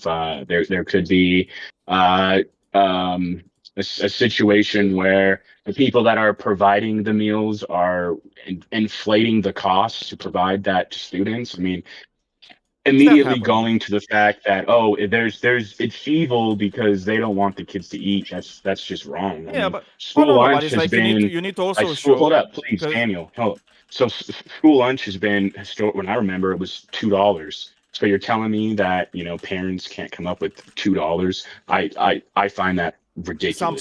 First of all, it's more than $2. $2. It's more than two. It's more than two. It's more than $2 nowadays. And secondly, like I just want to be clear, right? We provide meals for people in prison. You're telling me that we can provide free meals, 3 meals a day, but not for schools. Like it is such a negligible amount of money that is spent, which by the way, I should point out that when children have a better nutrition, they actually have better educational outcomes. And so if any amount of money that's going to be put into schooling and ensuring that kids are fed will have a net positive impact on the economy as well as people's educational outcomes. Sure, but if the school district is going broke trying to why are they afford going broke? meals well, if you have a standard that says you have to serve these meals and you can't serve Could it be anything, because we're diverting else? money from public schools and put it towards private schools because of school choice? Well, no, or we're just keeping the pockets fat of the lobbyists who say, "Hey, we know exactly what's more healthier." The lobbying is not happening on the basis of public schooling. Lobbying is happening on the basis of religious institutions that have their own religious charter private schools. Yes, that is empirically the fact. There are so much money. What are you talking about? That is some of the largest. That is some of the largest. That is some of the largest. There's nobody benefits by the public school getting funded more. So there's no lobbying effort there, but there's tons of lobbying effort for homeschoolers and private schoolers where they effectively want to pull money out of public schooling and put it towards ends up going to private schooling. We know that. And you would for a be fact. against that? And you would be 100%. Against that? Yeah, I think that we should help poor areas and that we should feed our students. Prisoners get fed, dude. Why are our kids not getting fed? Students are fed. These students are fed. No, it's it not costs until money. Corporations costs come in. money. Exactly costs money. So if you have these corporations coming in saying, "Hey, we think that this is a healthier diet for your students," that's going to trickle down the line. So no more are the cheap meals. He's pulling out that trickle down economics. It's beautiful. Well, you guys can act like you live in a bubble, but your actions affect the actions of other people also, and there is a market. So yeah, I mean the thing is like at the time that we are actually talking about giving kids meals so they can actually eat something that's good. And by the way, it's not like other countries are not doing it, right? Like a lot of other countries are doing it. It's not like America is the richest country in the history of the world, okay? And they're not doing it. So but you're just having like these weak ass arguments on like, oh, but what if somebody gets rich by doing this? Well, just fucking crack down on corruption and make sure they're not getting rich by doing this. Right, but you don't want that, right? All you want is rich people getting richer. False. There has to be an incentive. So even to the textbooks that we read in schools, the incentive is to have kids eat. Why wouldn't of course is that there's a sufficient incentive? No, that's not an incentive enough. Yeah. Oh. Sorry. Well, I'm sorry. You could have it to where incentive. Yeah, no, having kids is a good incentive, but these people, no, having kids corporations, eating, right? It's like I want kids to be able to eat something, right? When they're in yeah, school, well, you right? better Even if they're from incentivize poor the families. farmers Yeah. to provide the No, food. I better have incentivize the farmers government to bring the actually do food. that. I think that's No, way better. that's your response. My response is you allow, schools to feed whatever the fuck they want to their kids, and Who said we whatever they want? Do you think they will feed them like what, like nails and rotten no, fruit? It's but like no, nobody says that. But I think our dependence on the corn industry is definitely, linked to Well, obesity who the fuck said and anything about people. corn? Did I say that you should feed Well, corn? how do you think we're feeding all these kids? No, Yeah, you guys are just you see, this is the problem You're with unaware. right-wingers.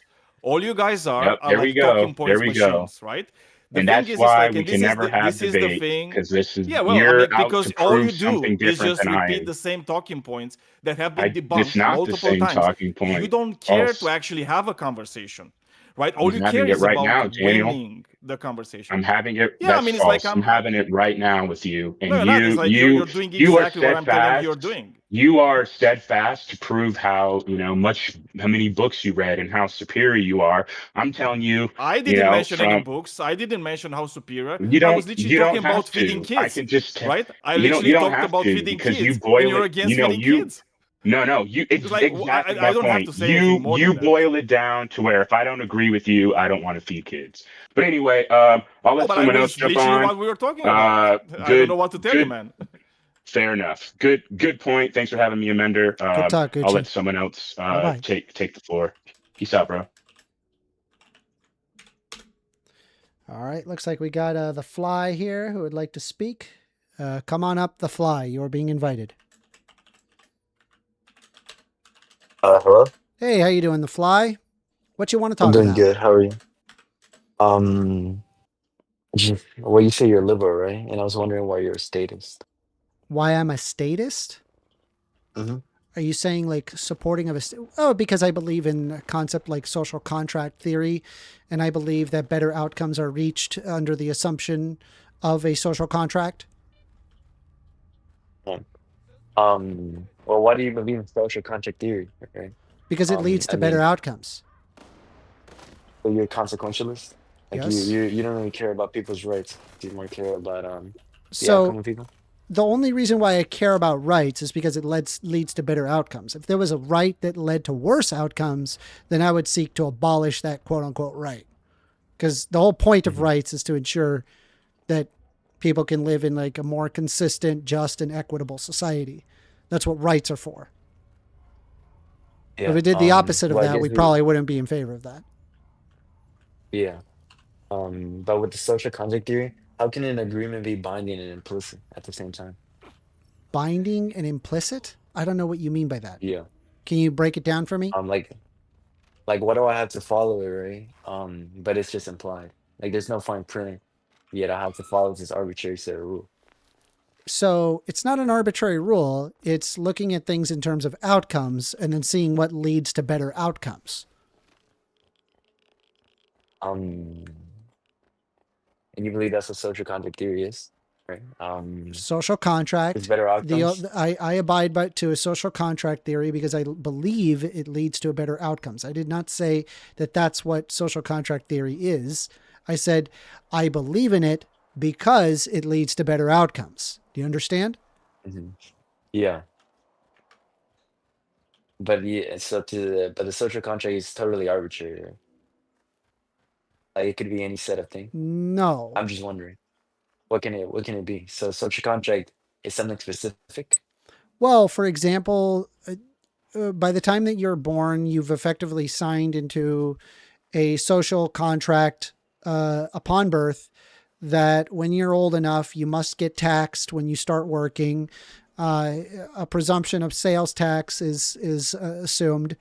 There's property taxes that also is assumed. There's also governments that ensure the safety of the people that reside within it. And you cannot simply revoke yourself from that society. It is immoral to do so. I cannot simply and immoral? According to what? According to the society? Yeah, according to outcomes. And and you believe the social contract theory is set by the people, not by the electorates, or like the people that are elected? So we're representative democracy, where we elect representatives and then the representatives act on our behalf. I mean, you find the system fair right now? Like, you think they go on our behalf? I mean, I think it's relatively good. I mean, I think there's probably some improvement to be made. I don't agree with every policy that representatives make. I don't like the current like Christian theocracy world that they're kind of pushing towards. I think it like degrades people's lives. But do you not believe that social contract theory needs to be very explicit? Because how would one know? I don't know what you mean by it needs to be explicit. I think you can have a series of Like, I just don't rules that you have to follow, which lead to better outcomes. I believe that rules ought to be followed on the basis of better outcomes. Well, where are these rules? Can I read them real quick? Like right to life, liberty, property, pursuit of happiness, traffic laws, building codes, traffic law, taxation that requires educational systems, so that way we have a more educated population as opposed to a less educated population. Yeah, but don't you believe we need clear terms though? It cannot be a changing. Yeah, it's called the law. Like, so, like when we have clear terms. It's called the government. So what do you think of when the state violates social contract? What can we do about that? That we should hold our governments accountable. How do we do that? It's usually protest or voting. Protest? Yeah. I mean, also, you believe the law is a social contract? Yeah, there's like a presumption that you ought follow the law. So yeah, it's part of social contracts. It's called, do we need a social contract first before democracy? I don't know which one comes before or after. Does that matter? What's your point? Why don't you break down what you're trying to argue? Because you've asked question after question and it doesn't appear to be going anywhere. Where are you getting at? It sounds like you're trying to lead me somewhere. So why don't you help me out? Yeah. Because I just think anarchism is better, right? I mean, and I think no, I don't agree. I think anarchism leads to Mad Max. Anarchism leads to Mad Max. How so? Correct. Okay, so what happens is all you need is somebody who has more power to then take over, right? Because if you have a lack of power, what will happen is that you can have one charismatic guy that riles up everybody and then has more power than everybody else. And then that refers to them effectively becoming the de facto ruler. What? Yeah, that happens all the time. It's called a warlord. In stateless societies, that be happening all the time. I'm saying if you have no system where there is a monopoly of force, such as a government with social contract theory, then what you end up with is a society where might is right. You'll have the instance of an individual that says, okay, well, I can rule. They end up having more power than everybody else or more resources than everybody else, and they can bully everybody into submission. They become the de facto government, and your country is just basically Mad Max. I mean, do you know there's still stateless societies, right? I mean, one I can point out is the Zapatistas, right, in Mexico right now. They have no dictator for the past 30 years that they've existed. Yeah, what is it like over there? There is no dictator. It's like Mad Max, isn't it? It's like over there. Yeah, it's like shit. No, it's like Mad Max. There's people shooting at each other and giving each other Colombian neckties. You're gonna tell me it's like Mad Max over there, Colombia. Bro, that's wild, man. It's like Mad Max. What, you think the Zapatistas are like Mad Max right now? Yeah, yeah, I do. What's it called? And you know, as opposed to like the United States, like the amount of crime happening in the United States in comparison to Mexico is night and day. I don't care about Mexico. Then why'd you bring up Mexico as like your model society? Like what? No, I brought up the Zapatistas. Yeah, those Remember aren't the good. I don't know That's for not a Mexico. good situation. And also, didn't the Zapatistas do you get know taken the over anyway? Like, it ended up getting taken over by a power structure. So, like, literally the thing where you don't have a It is not- it centralized hasn't. power structure, you just get taken over by some organized structure, and whoever has the most power is the one that takes over. If I had to, what I would want is there to be a government that possesses a monopoly of force, so that way there can be a level of consistency. Wouldn't you agree? Power structure.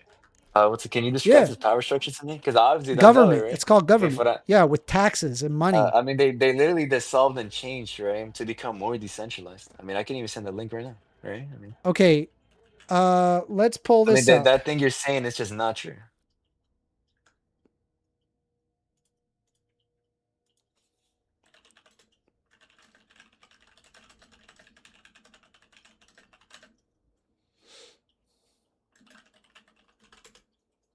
Hang tight.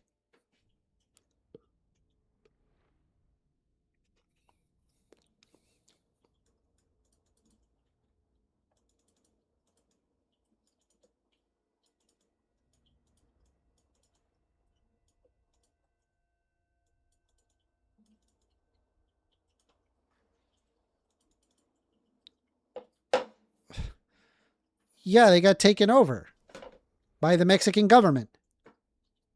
So basically there was Mad Max for 12 days. Wait, you're changing. Wait. You're changing. Wait, you completely changed the poll. At first, you were saying that. Okay. You were saying that they were gonna get taken over, right? And then I showed you society. Well, they did get taken over. By who? The Mexican army. The Mexican army? Yeah. The Zapatistas are no more? Right? There was an uprising, and then it was countered by Mexican armed forces, and that was it. They lost. Okay, can you tell me what year the Zapatista zone ended? That was 1994. 1994 is when it ended? Is when the Zapatistas ended. I think like well, in terms of like the Zapatistas. Are you crazy, bro? They literally still going. They started in 1994. Okay, well, I mean, well, you're lying, and they still have no dictator for the past 30 years. I mean, the Rojava right now in I believe Syria. I think they have a pretty alright structure too. Okay. I'm just still going. I forgot. Are you using ChatGPT, bro? No, I'm using Wikipedia. Wikipedia, and it says they have a crazy power structure right now with a dictator. There's no dictator. It's decentralized. Oh, really? What is it? It's decentralized.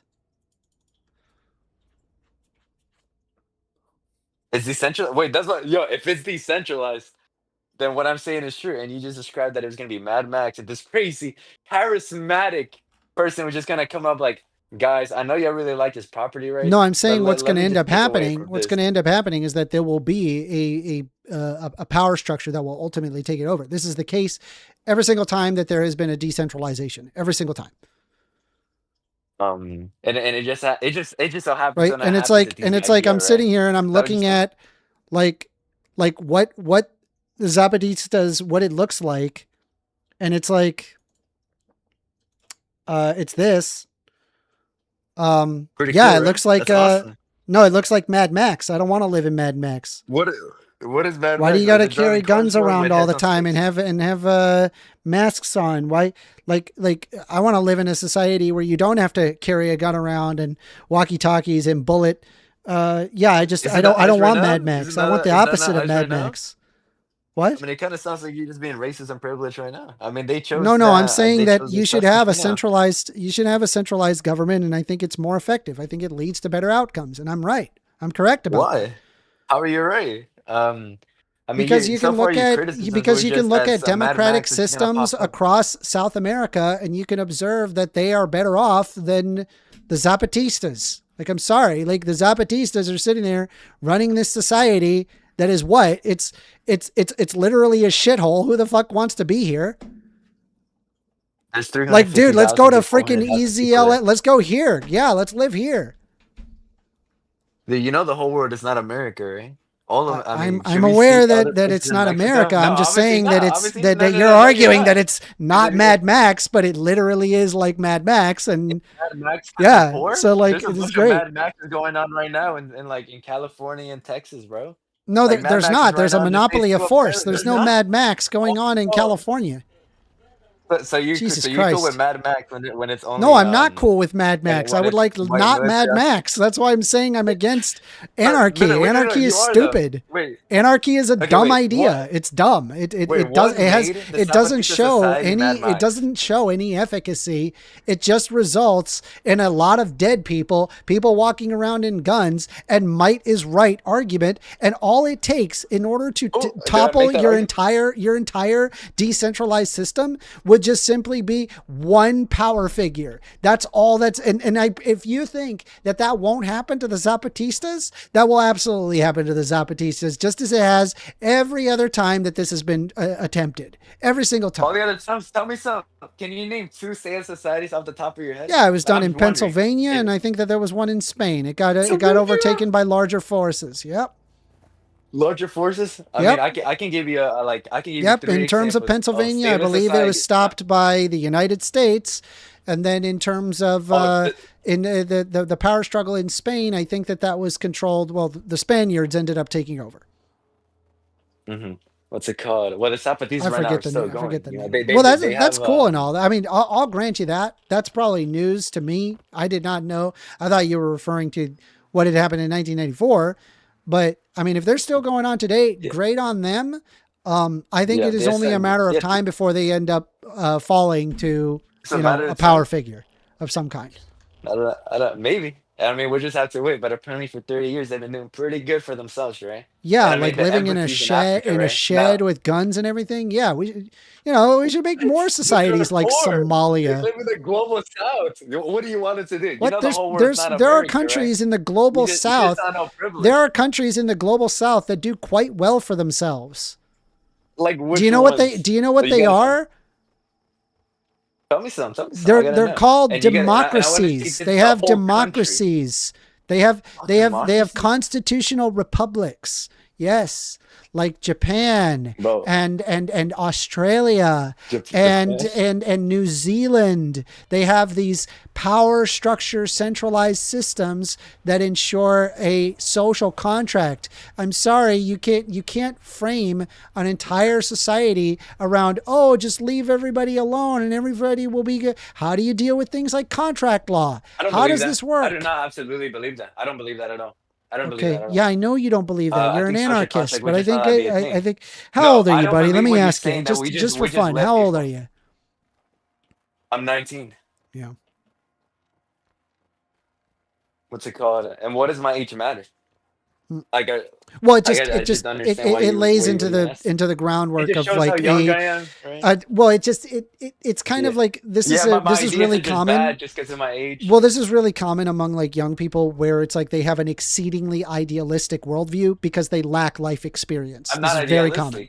If I was idealistic, Wanting to I would be an a communist. anarchist with no government, that's not idealistic No. to you? Wait. No, I'm cool with government. I'm completely What? cool with government. You just said you were an anarchist and now you're cool with government? No, what is the contradiction between anarchism and government? I'm against states. I'm against involuntary hierarchy, not voluntary All right. hierarchy. I'm gonna give you the last word. You pulled the words right out of my mouth. I don't know what to say to you. I really don't.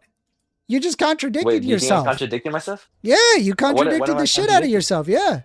You think I'm against voluntary organization? You just said you didn't Like, want is that- states, but you're okay with Uh-huh. government. What the fuck do you think a government Okay. is? A government is a voluntary organization that helps, organize, and a state is a involuntary military occupation of an area that is What? completely. You don't have to have a military to have a state. Yeah, you do. And also, Or it's how not else would it be involuntary. enforced? There's a thing called a social contract. Oh, can I see the details on the social contract? I just want to read I've it. already explained it to you. We don't need to rehash it out. And you act Wait, no, we didn't incredulous finish. We didn't to finish like 'cause really then- no, we basic didn't stuff. No, we did not finish because then But you you were don't like, have well, to what are you act trying to get at? incredulous. Like, who cares about social contract theory, right? What are you trying to say? The flat. Well, because you're 2.0? asking That's literally how question, you you were ended it. asking question after question. So I was curious as to where your perspective was I'm coming pushing from. It you didn't on make your any sense. ideals. and I'm trying to make it and I contradict itself. think I think it logically follows.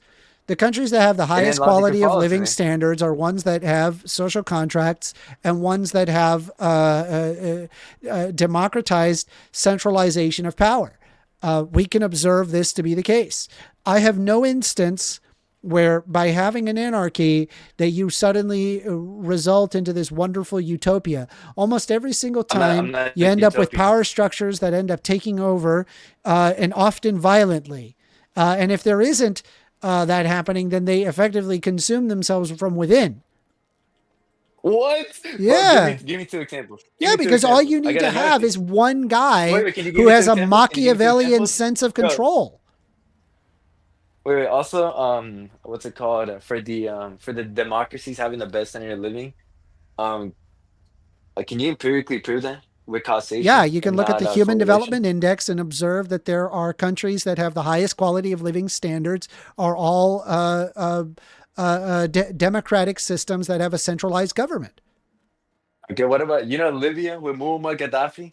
He was a complete dictator, and he literally made the richest country in Africa. Maybe we should have more dictatorships, right? No, No, why not? He literally because made the I'm looking richest at the country in Human Africa Development in Index, not just pure dictatorship. raw numbers of money. And Them also, too. if He you literally just had the happen to highest be development index. under, He if had you free just happen to education, be free. under an area that has a lot of raw materials, then it doesn't take a genius to make a rich country. Like Bro, this is causation, not not correlation, bro. this is not the gotcha you think it is. What do you mean? No, I'm literally Oh. what I'm trying to prove is that causation is not correlation is not equal causation. These democratic states, I would call every single country you call democratic, I would call complete dictatorship. I would call Yeah, Muammar I know you Gaddafi's, do because you're 19 and you don't understand social contract theory. Anyway, I'm No, going to give you the last apparently word. I don't, because I just Yeah, can't I mean, comprehend well, the just wait till content. you have kids and that you need education, or just wait until you're too old to actually Do you take think care I'm of against those yourself, and things? you actually need like statist systems to be able to like take care of the sick and the infirmed. So I'm sorry. Well, I mean, we're just believe going to that have too. to I agree believe to we should help hold each other on. through Those mutual are aid. hold I on. see Then no those reason. are but then that would be a centralization of power, isn't it? No, Yes. absolutely not. Me Yes. going to my neighbor Oh my and he has God. no food for his kid and giving him a nice Help meal me real out, quick Daniel. is I don't know not how to talk to equivalent. this kid anymore. It I don't know is how to. not equivalent This to a is total state nonsense. having centralized authority over resources. Daniel, you help this guy out. He's more left. Well, I mean, I'm Hold a me, leftist. Daniel. I mean, I'm a I don't know. leftist, and just a second. It's like I understand the idea of like anarchy. I don't necessarily subscribe to like everything Amender understands about anarchy. But at the same time, I also see anarchy in the same sense that I see communism, which is like, it's a fairly good idea, but not necessarily achievable, at least right now, right? In the current world that we live in.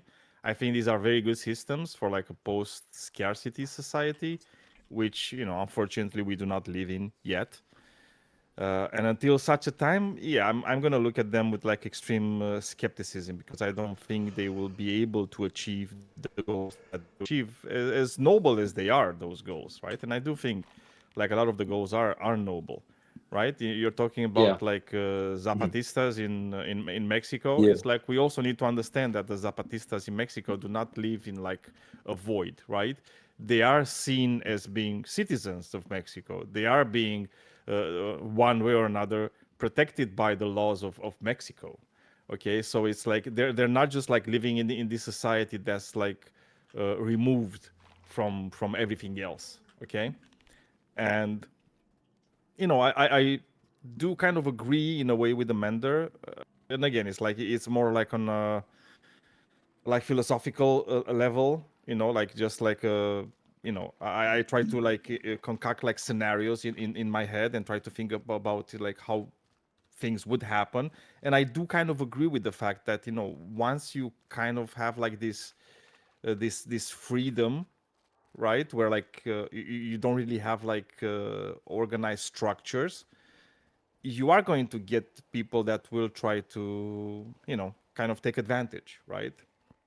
And like these things can happen like all the time, right? It's like you're going to have them in a lot of type of systems, right? So I don't think this system is somehow unique to to like the charismatic leader that wants to kind of do whatever the fuck he wants and is able to convince enough people to kind of like change society, right?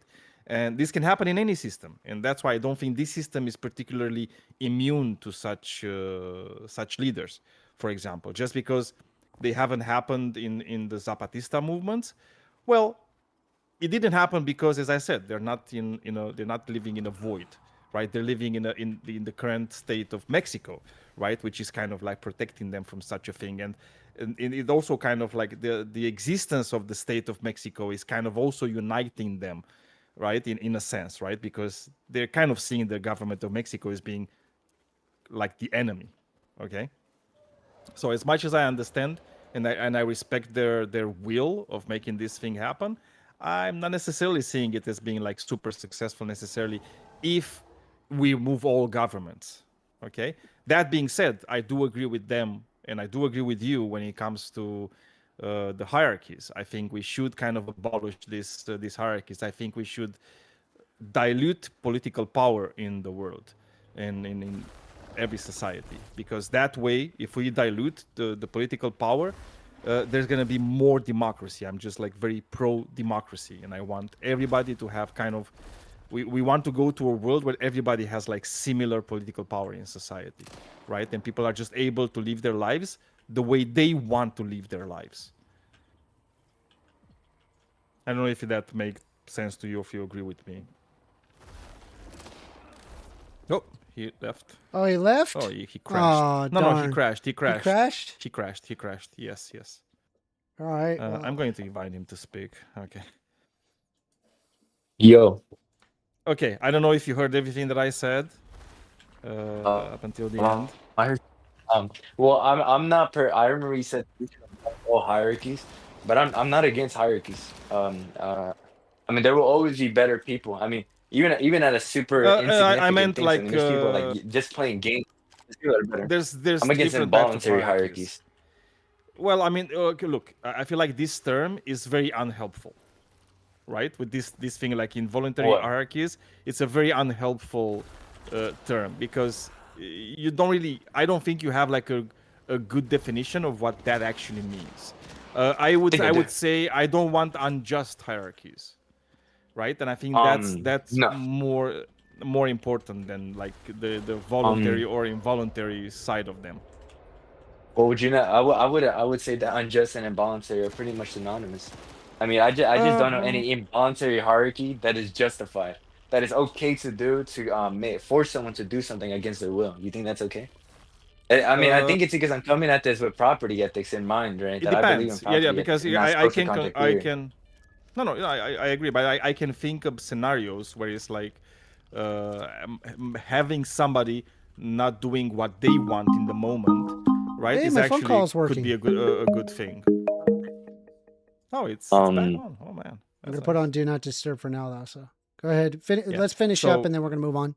Yeah, because I can think of scenarios where having a hierarchy, having, let's say, somebody that kind of like dictates what happens for like a brief period of time, which would be a hierarchy, right? Because somebody is dictating what is happening, okay? And would kind of like not let one person do what they want in that case, but not letting that person do what they want in that moment is actually beneficial for, like, let's say, like 20 other people, right? In the moment, right? And again, I'm not talking Can about, you think of an example specifically? I just can't picture it in my mind. Look, for example, you're in a fire, right? It's a fire situation. Somebody takes charge, and everybody's like, "Oh, wait, we just listen to him. He's the guy that has like the most experience on how to deal with fires, how to escape from this building, right?" But then you say, "You know what? Fuck it. No, just a second. But then you say, I don't really care about you, Daniel, and your knowledge of like fires and how to escape the buildings. I want to do what I want, and I want to open this door and just go down the stairs, right?" But then, because it's like like everybody else, for everybody else, it may be voluntary, but for you, because you said you don't care, for you it's involuntary. But because it's about the survival of the group, I will just take charge and I will just prohibit you from opening the door, because I know that if you open the door, you're going to let a lot of oxygen in and you're just going to kill everybody. Okay? So what I did there... No, but again, it's like this is the scenario that I can just think of, right? And again, it's like if I have more time, I could probably come with like even more realistic scenarios, right? Where these things could happen, right? It's like I think there are some moments where, for the benefit of like a larger group, right? I could overcome your like let's say free will, right, so to speak.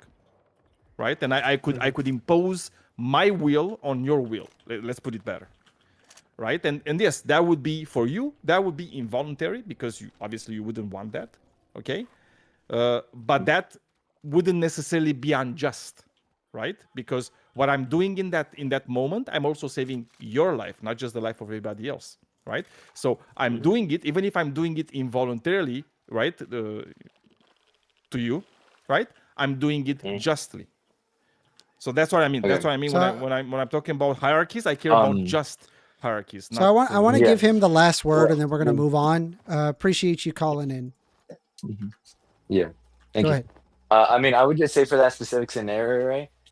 I mean, would you stop me from killing myself? Not with a question, please. Please end it with a conclusion. Okay, what's the code? Okay, if letting oxygen in made other people okay, if you affect other people's property rights, right, or property, you have like you lose some of your property, right, or rights.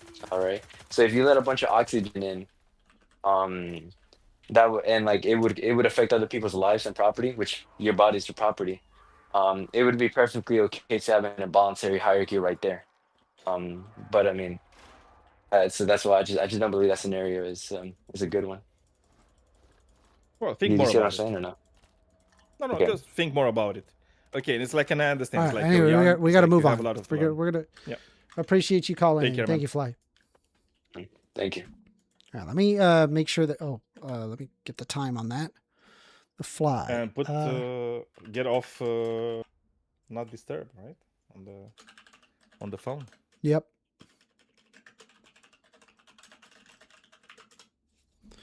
All right, I'm gonna go. You need to look into it. You need to look why the phone didn't work. All right, let me. No, I think what it was. So here's the thing: VoIP phones are never like perfect. Let me just test it right now. Also, you need to look into Video Ninja, like for real. Yeah, it's working. Okay, we are taking calls. Phone number is 202-998-5218. Call in.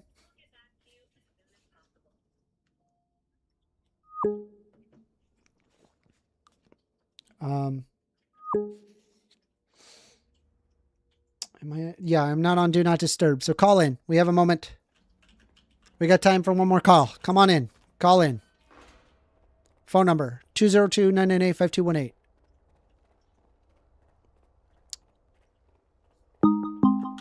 There we go. You're on the line with First Amender. What's going on? How are you? Hello. What's your name? My name's Thomas. We've spoken a few times before. How are you? Yes, I believe I've called. I've talked with you. Are you still racist? That's not what I wanted to talk about. First off, the last time we spoke, the conversation turned less than civil, and I told you to go fuck yourself. So I want to apologize for that. Okay, I appreciate that. That was very unbecoming. Yeah, that was unbecoming of me as a person. But more to the point, I would like to formally accuse you of stochastic terrorism, and I would like to hear your defense for why you think it's okay to be a terrorist. Why it's okay to be a terrorist? Yes, sir. I don't think it's okay to be a terrorist. And why are you engaging in stochastic terrorism then? Where do I argue for the harm of people, or even insinuate that people should harm one another, or to encourage the hatred towards groups of people on the basis of characteristics they cannot control? Yeah, sure. So the last time I didn't introduce myself as Thomas, so you might not recognize it as me. But the last time I called, you characterized the late Charlie Kirk as a stochastic terrorist. That's correct. Which I think in the in the lexicon of American English, when you call someone a terrorist, you're essentially inciting violence against them because you're calling them an acute threat to Nope. other people's I safety. am You a get taken out. total pacifist, and I encourage all of my viewers to abide by total pacifism and to avoid fighting at all costs. So no. I mean, yeah, but not that. The definition that you gave of stochastic terrorism, you can outwardly say that violence is bad and still be a stochastic terrorist, right? Well, you understand what stochastic terrorism is, right? I mean, it's a bunch of nonsense. But yeah, I understand. It's a bunch of nonsense. Nope. Try again. Why don't you try one more time? What's stochastic terrorism? Yeah, it's the idea that if you're a person with a large following and you say like borderline, like hateful or like inflammatory things, that statistically, wait, hold on. That statistically there is it's improbable that an individual person is going to go out and like kill someone because of it. But if you have a large following, it's statistically probable that among your large following is going to be like a nut job that like wants to go kill people, right? Yeah. So do I have a large following? Yeah, you have like 800 some people subscribed to your YouTube channel.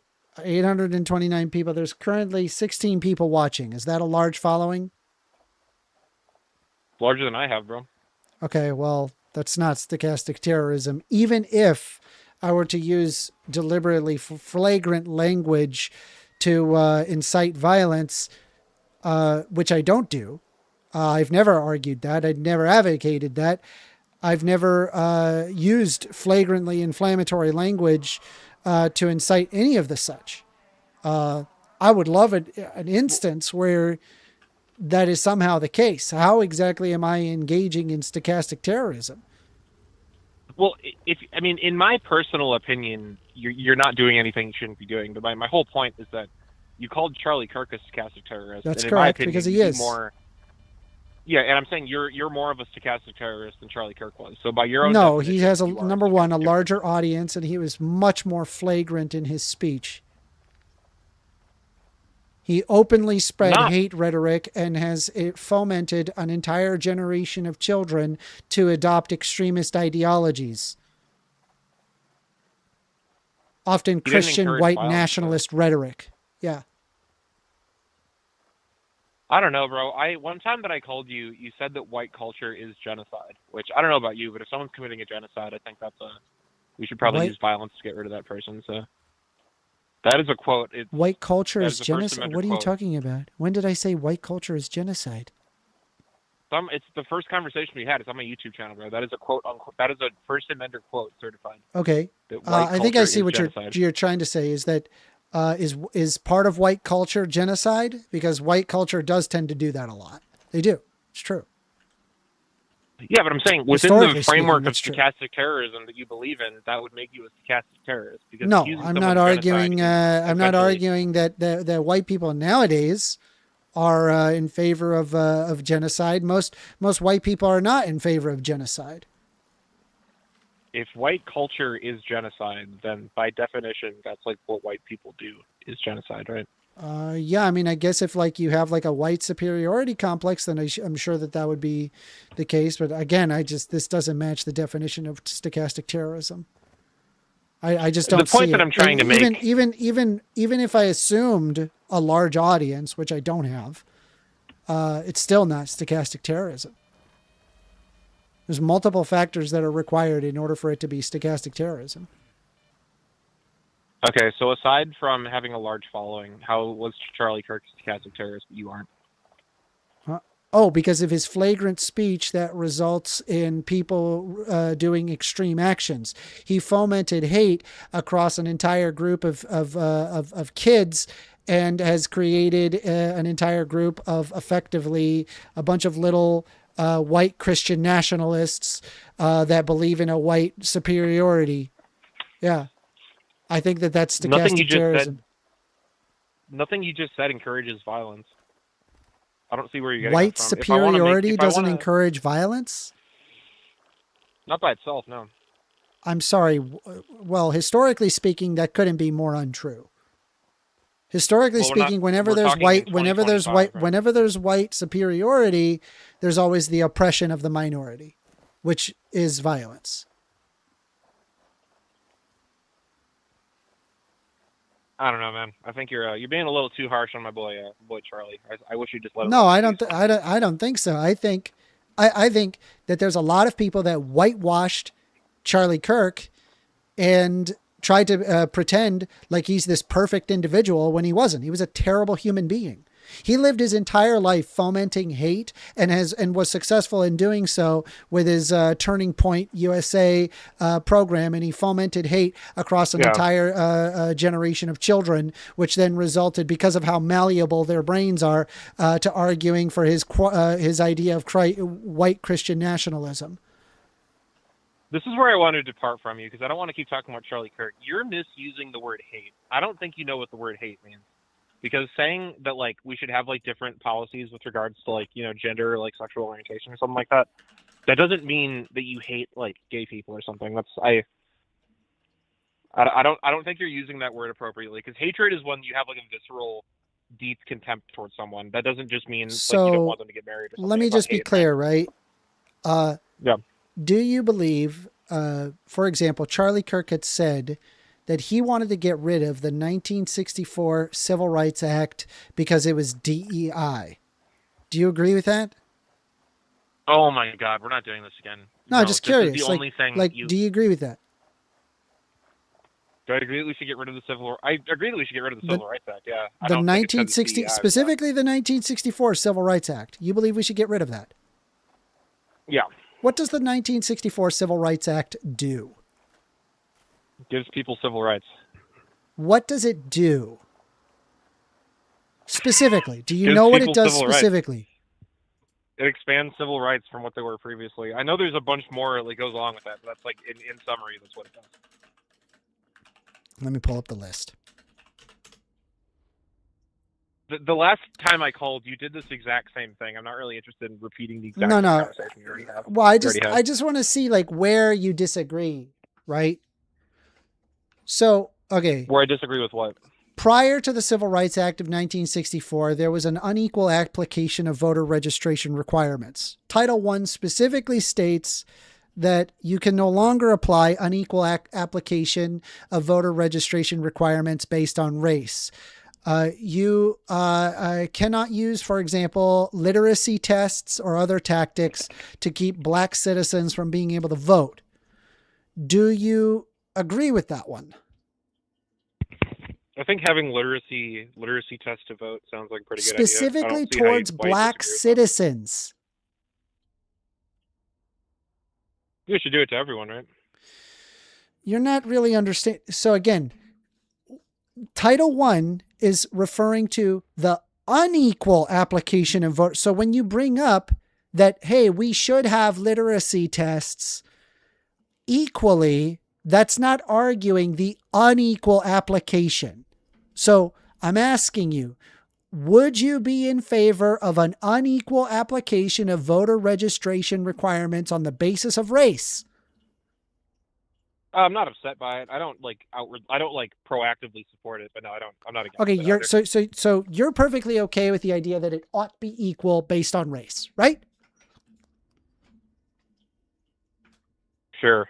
Cool. I'm indifferent. I don't support it. I don't not support it. I'm indifferent. Jesus Christ. All right, let's try the next one, right? Title II states that you cannot discriminate in public places like restaurants, hotels, theaters, and gas stations. Businesses open to the public cannot deny service because of race, color, religion, or national origin. Would you want to remove this? Yes, absolutely. So you would be okay with the idea of resegregating restaurants, hotels, theaters, and gas stations? Yeah, man. If I go to a restaurant and they don't want me eating there because I'm white, I don't want them to be forced to serve me. I would prefer them to just tell me to get the fuck out. I don't see why. Well, but overwhelmingly, what happens is that this is done to minorities, black people. You would likely be fine, because you're the majority.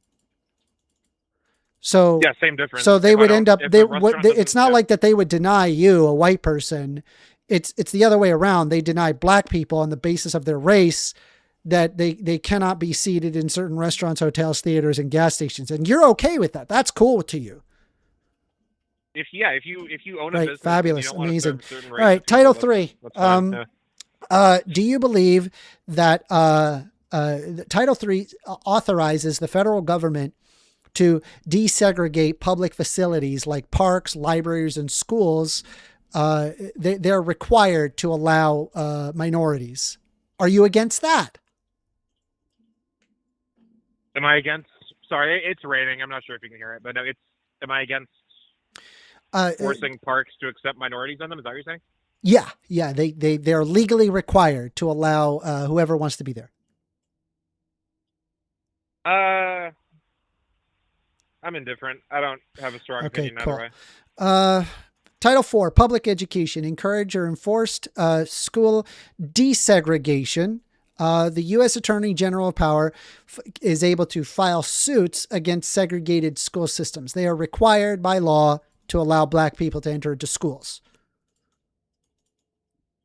Cool with this one? Yeah, I don't think integrating schools has worked out for us, so now it's probably all right. a good Cool. idea.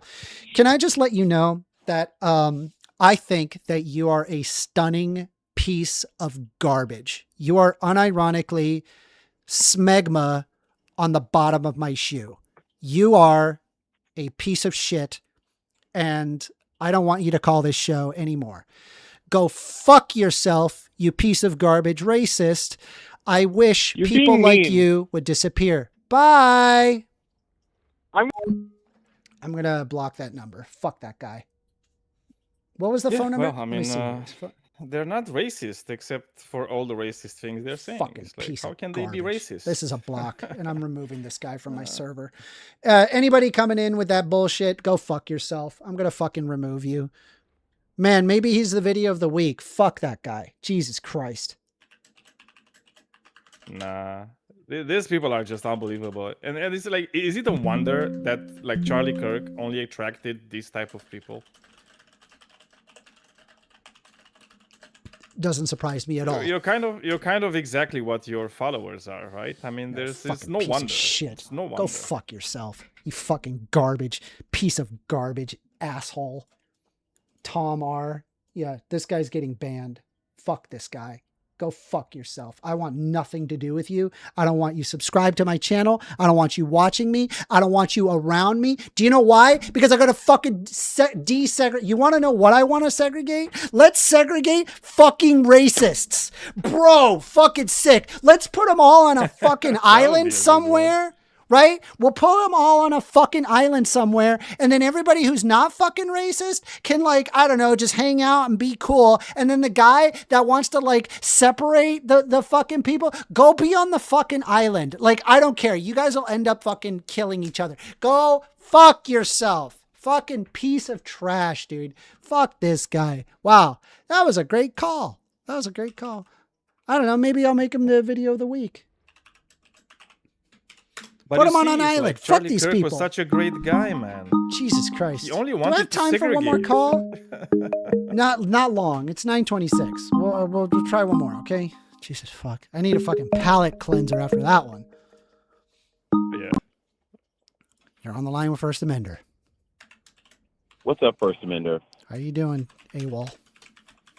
I'm good. It's been an interesting night. Can we for just calls argue tonight. that fuck that guy, please? No, I'm with you. That was cool. Thank you. Fuck that guy. Thank you. Thank you.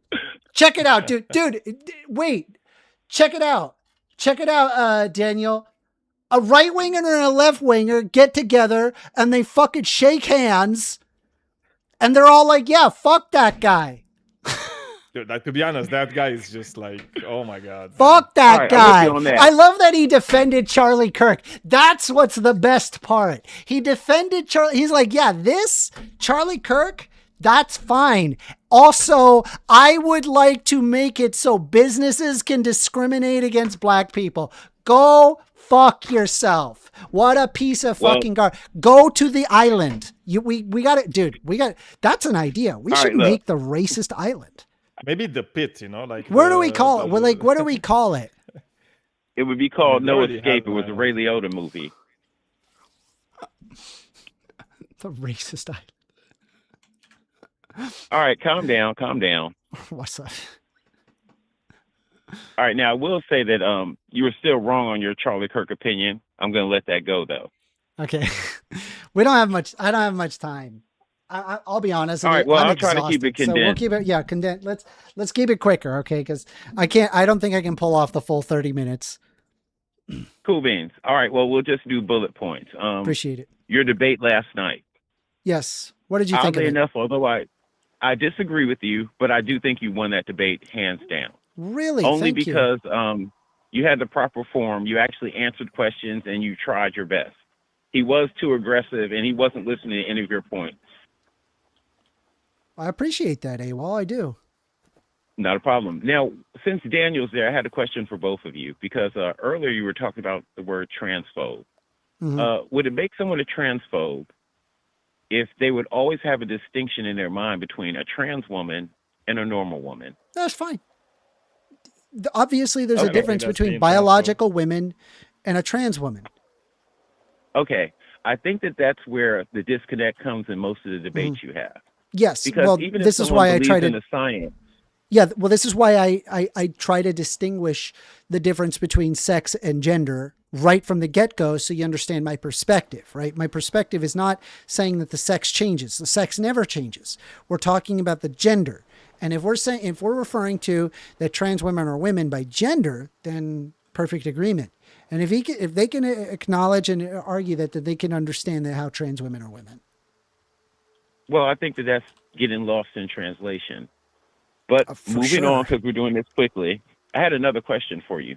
A couple of shows ago, you brought up a survey in which it was about how conservatives react to being under threat and how their minds work. Yeah, that's a good one. Do you have a similar survey for how progressives react in the same situation? Good question. I do not. I'd be interested. Okay. You should look that up then, because I'm curious because if not, it seems kind of biased that you've only looked up one part of that. Fair enough. We'll pull one up. You want me to pull one up? Feel free. Let's see. All right. I'll use consensus. Because I'm seriously curious as to what it's going to say. All right. I'll look it up. See you. Okay. Alpha Eagle says that guy did not take a firm stance on anything. He said he was indifferent. Bro, he literally said he's perfectly okay with businesses discriminating on the basis of someone being fucking black. Go fuck yourself, dude. You're defending racists. All right. Let's see here. Well, I think the problem with his indifference was he tried to put it from the point of view that if someone didn't want a white person walking to a restaurant, that's cool. But I don't think he was thinking of all sides of that argument when he said that. Hold on.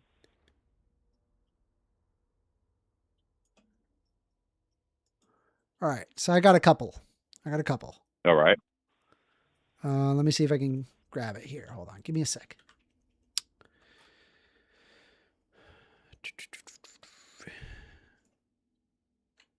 Copy, paste. All right.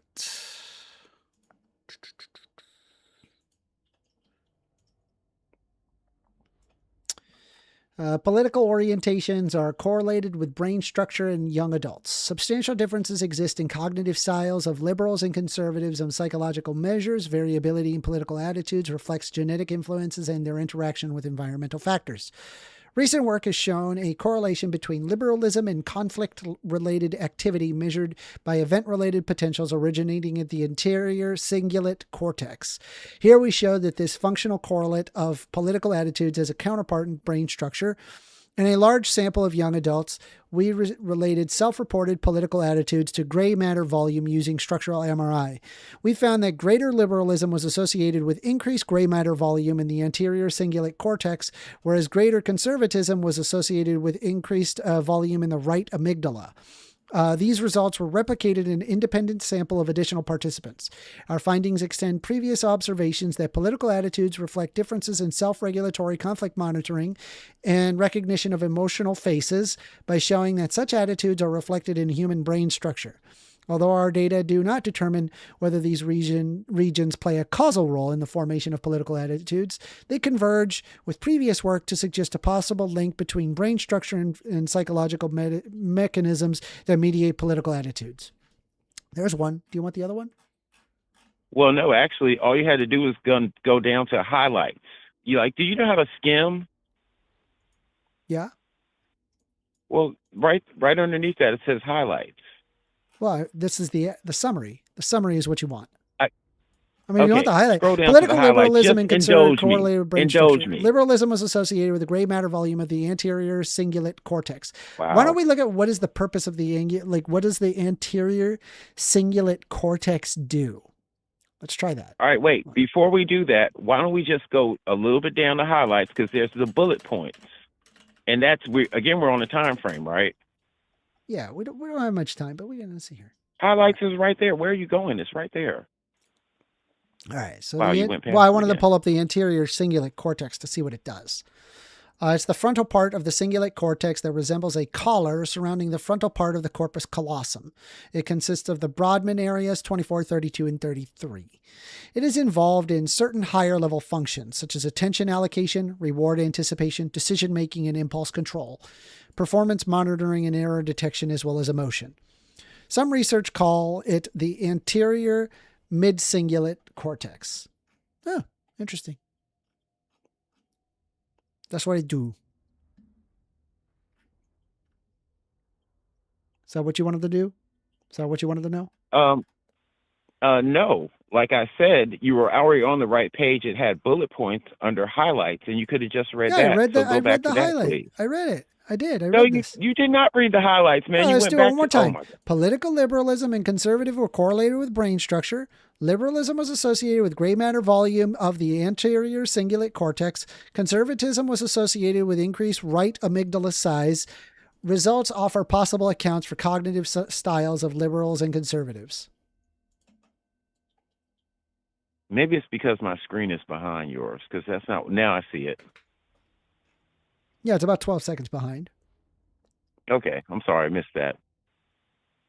All right, so what do you conclude from that first? Well, based on what the anterior cingulate cortex, it appears that liberals are indeed better at regarding higher level functions. Interesting. Such as attention allocation, reward anticipation, decision making, and impulse control, as well as emotion. Did you really say impulse control? Impulse control. Impulse part control. of the, yeah. Wow, that's very interesting, sir. Yep. Why? What's wrong? Do I have a bad impulse control, you think? Well, I think you push for ideologies that you could chalk that up to my benefit people ADHD. with Yeah, poor. maybe I'm a little impulsive. What do you want? Okay, that's fine. I'm just saying. Wait, I think that I used had to be one a more Republican. question. Say again. I used to be a Republican a long time ago. Okay, well, I can respect that. People change as they get older. They get different views. I get that completely. The guy, what is his name? Mondami. Yeah, what about him? I'm excited. All right, I had a question. They were recently talking about the fact that his entire cabinet is all women. Do you think that's positive or negative? That's great. That's a positive All right. thing. Yeah, I think so. Okay. Would you tell me why you think it's positive? Well, so in terms of like, I have a different view in terms of like leadership positions. I think in order to be Yes, because you think women have more empathy. Yeah, you got it. Yeah, I think women I've are listened to you effective say this leaders. shit before. Yeah, I think they're really effective leaders, and I think that I don't think they get enough credit. So do you think that amongst his whole cabinet, there were no men who could have fit those positions? I'm sure there could have been. Sure. So do you think that that's an agenda in place as far as a openness, let's say? I'm sure he probably just selected whoever was the most effective. I don't think he would have necessarily have been like, oh, is this a woman? Oh, not a woman. Okay, no, I'm not going to pick the not a woman. I don't know. I don't know what his internal motivations were.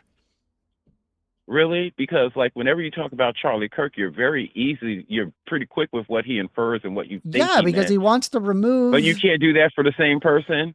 No, well, first of all, Zora Mandani is not Charlie Kirk. That's not the same person. No. What I'm talking about is it's the same situation. You can't infer what his motives are because of who he is. Maybe sure. Maybe he wants, more women representation. I'm not against that. Okay, so let's not enough women in power. They don't get perspective. enough of a chance. Okay, that's wonderful. Well, now doesn't that seem like an imbalance of power? Doesn't it seem like I mean, if a majority of people in power would be women, then yeah, it would be an imbalance of power.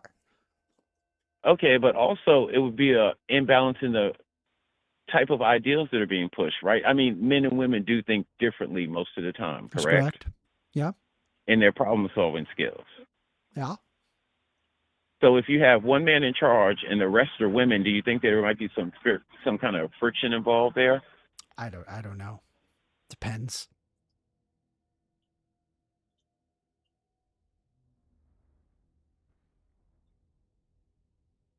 Did you hear me? I'm sorry, I couldn't hear you first. What? I said I don't know. It depends. Okay, I'm just curious.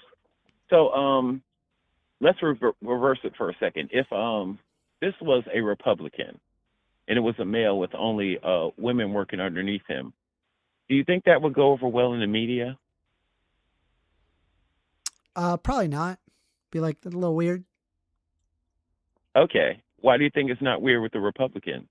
Oh, because the libido of men is often higher than that of women. That's not to say that women can't have a high libido. It's just in general, men have a higher libido than women. People would suggest that maybe there's some sort of some swinging going on there.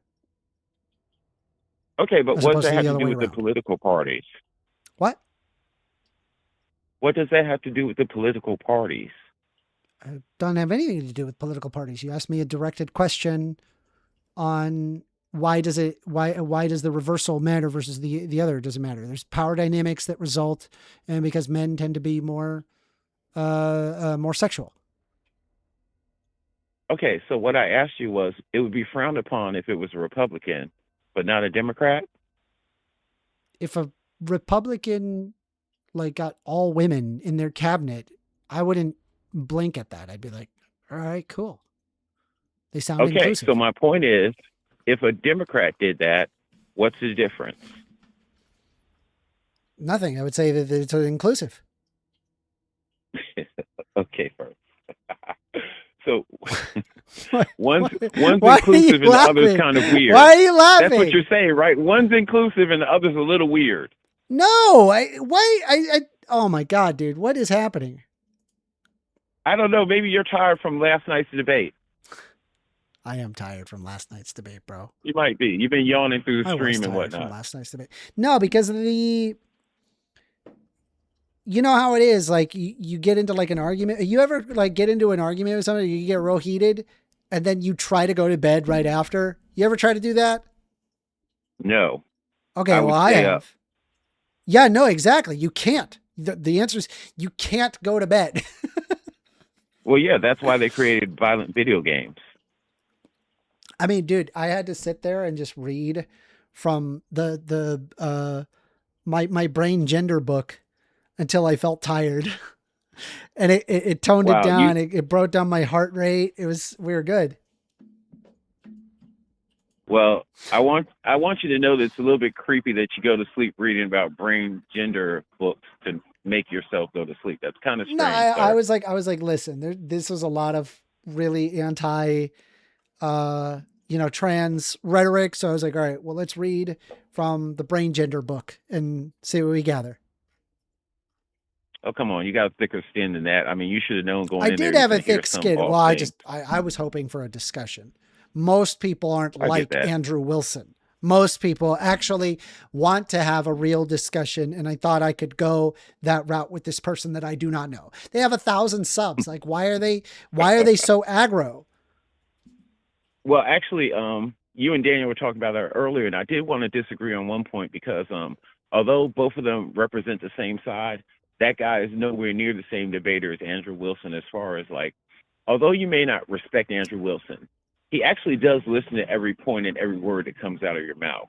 because Okay. he's looking for a way to destroy it. Yeah. As opposed to the guy you were debating last night Who who doesn't really listen wasn't at even all. listening to He you. didn't listen at So all. how does he disagree with me? Because that's literally what I No, said. he really was. only Well, he listen told you at the to- beginning of the debate he Not didn't fair. agree with any of your premises, regardless. So Yeah. you Well, didn't and even then have a baseline what to about the start that time where debate. he like conceded on a point that sex was different from gender?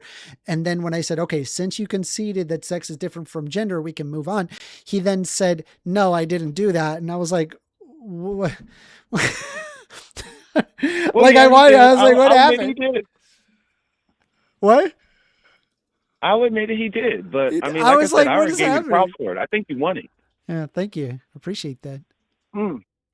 Oh, by the way, so the Alpha Eagle thing, did we speak about that? Not yet. Not well. I spoke All right, about it a so- little bit. I didn't finish the full video. I don't know. I gotta, we gotta go over it. But I'd be more than happy to go over it. I don't know. We'll see. We'll see. Well, cool beans. Well, I was just gonna say that I'm actually helping out both of your channels. You both have about the same level of subscribers. That's true. And I subscribe to both Why of can't you. we schedule a And- debate with Alpha Eagle? Alpha Eagle won't do a debate. He won't call. He won't come in on my show. Why can't he come in on his show? Try to push him or something. He's listening to Honestly, me right I now. don't know. Come in on the show. What's wrong with you? We'll do a live debate. We'll make it a big event. You do you do me, mine, and then we mush our audiences together. It'll be cool. It would be cool. Honestly, I don't know, because either way, it brings traffic to both of your channels. Yeah, it does. I agree. Anyway, well, we'll leave it at that. I'm All tired. right, first, well, I'm tired. It was, I ni- it enjoyed was the nice little short talking to you, debate. buddy. Yeah, I appreciate Yeah, you. I'll pick up on the next one on Saturday or whatever. Take care, man. Yep.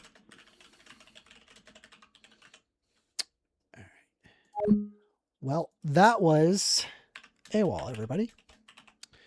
And just for you, Alpha Eagle, I'll change the title that has the date on it. Just for you. Well. You're gonna put numbers. Yes. You're gonna number your shows. Numbers. God damn it. Yes. All right. I think I'm gonna do the racist guy. What do you think?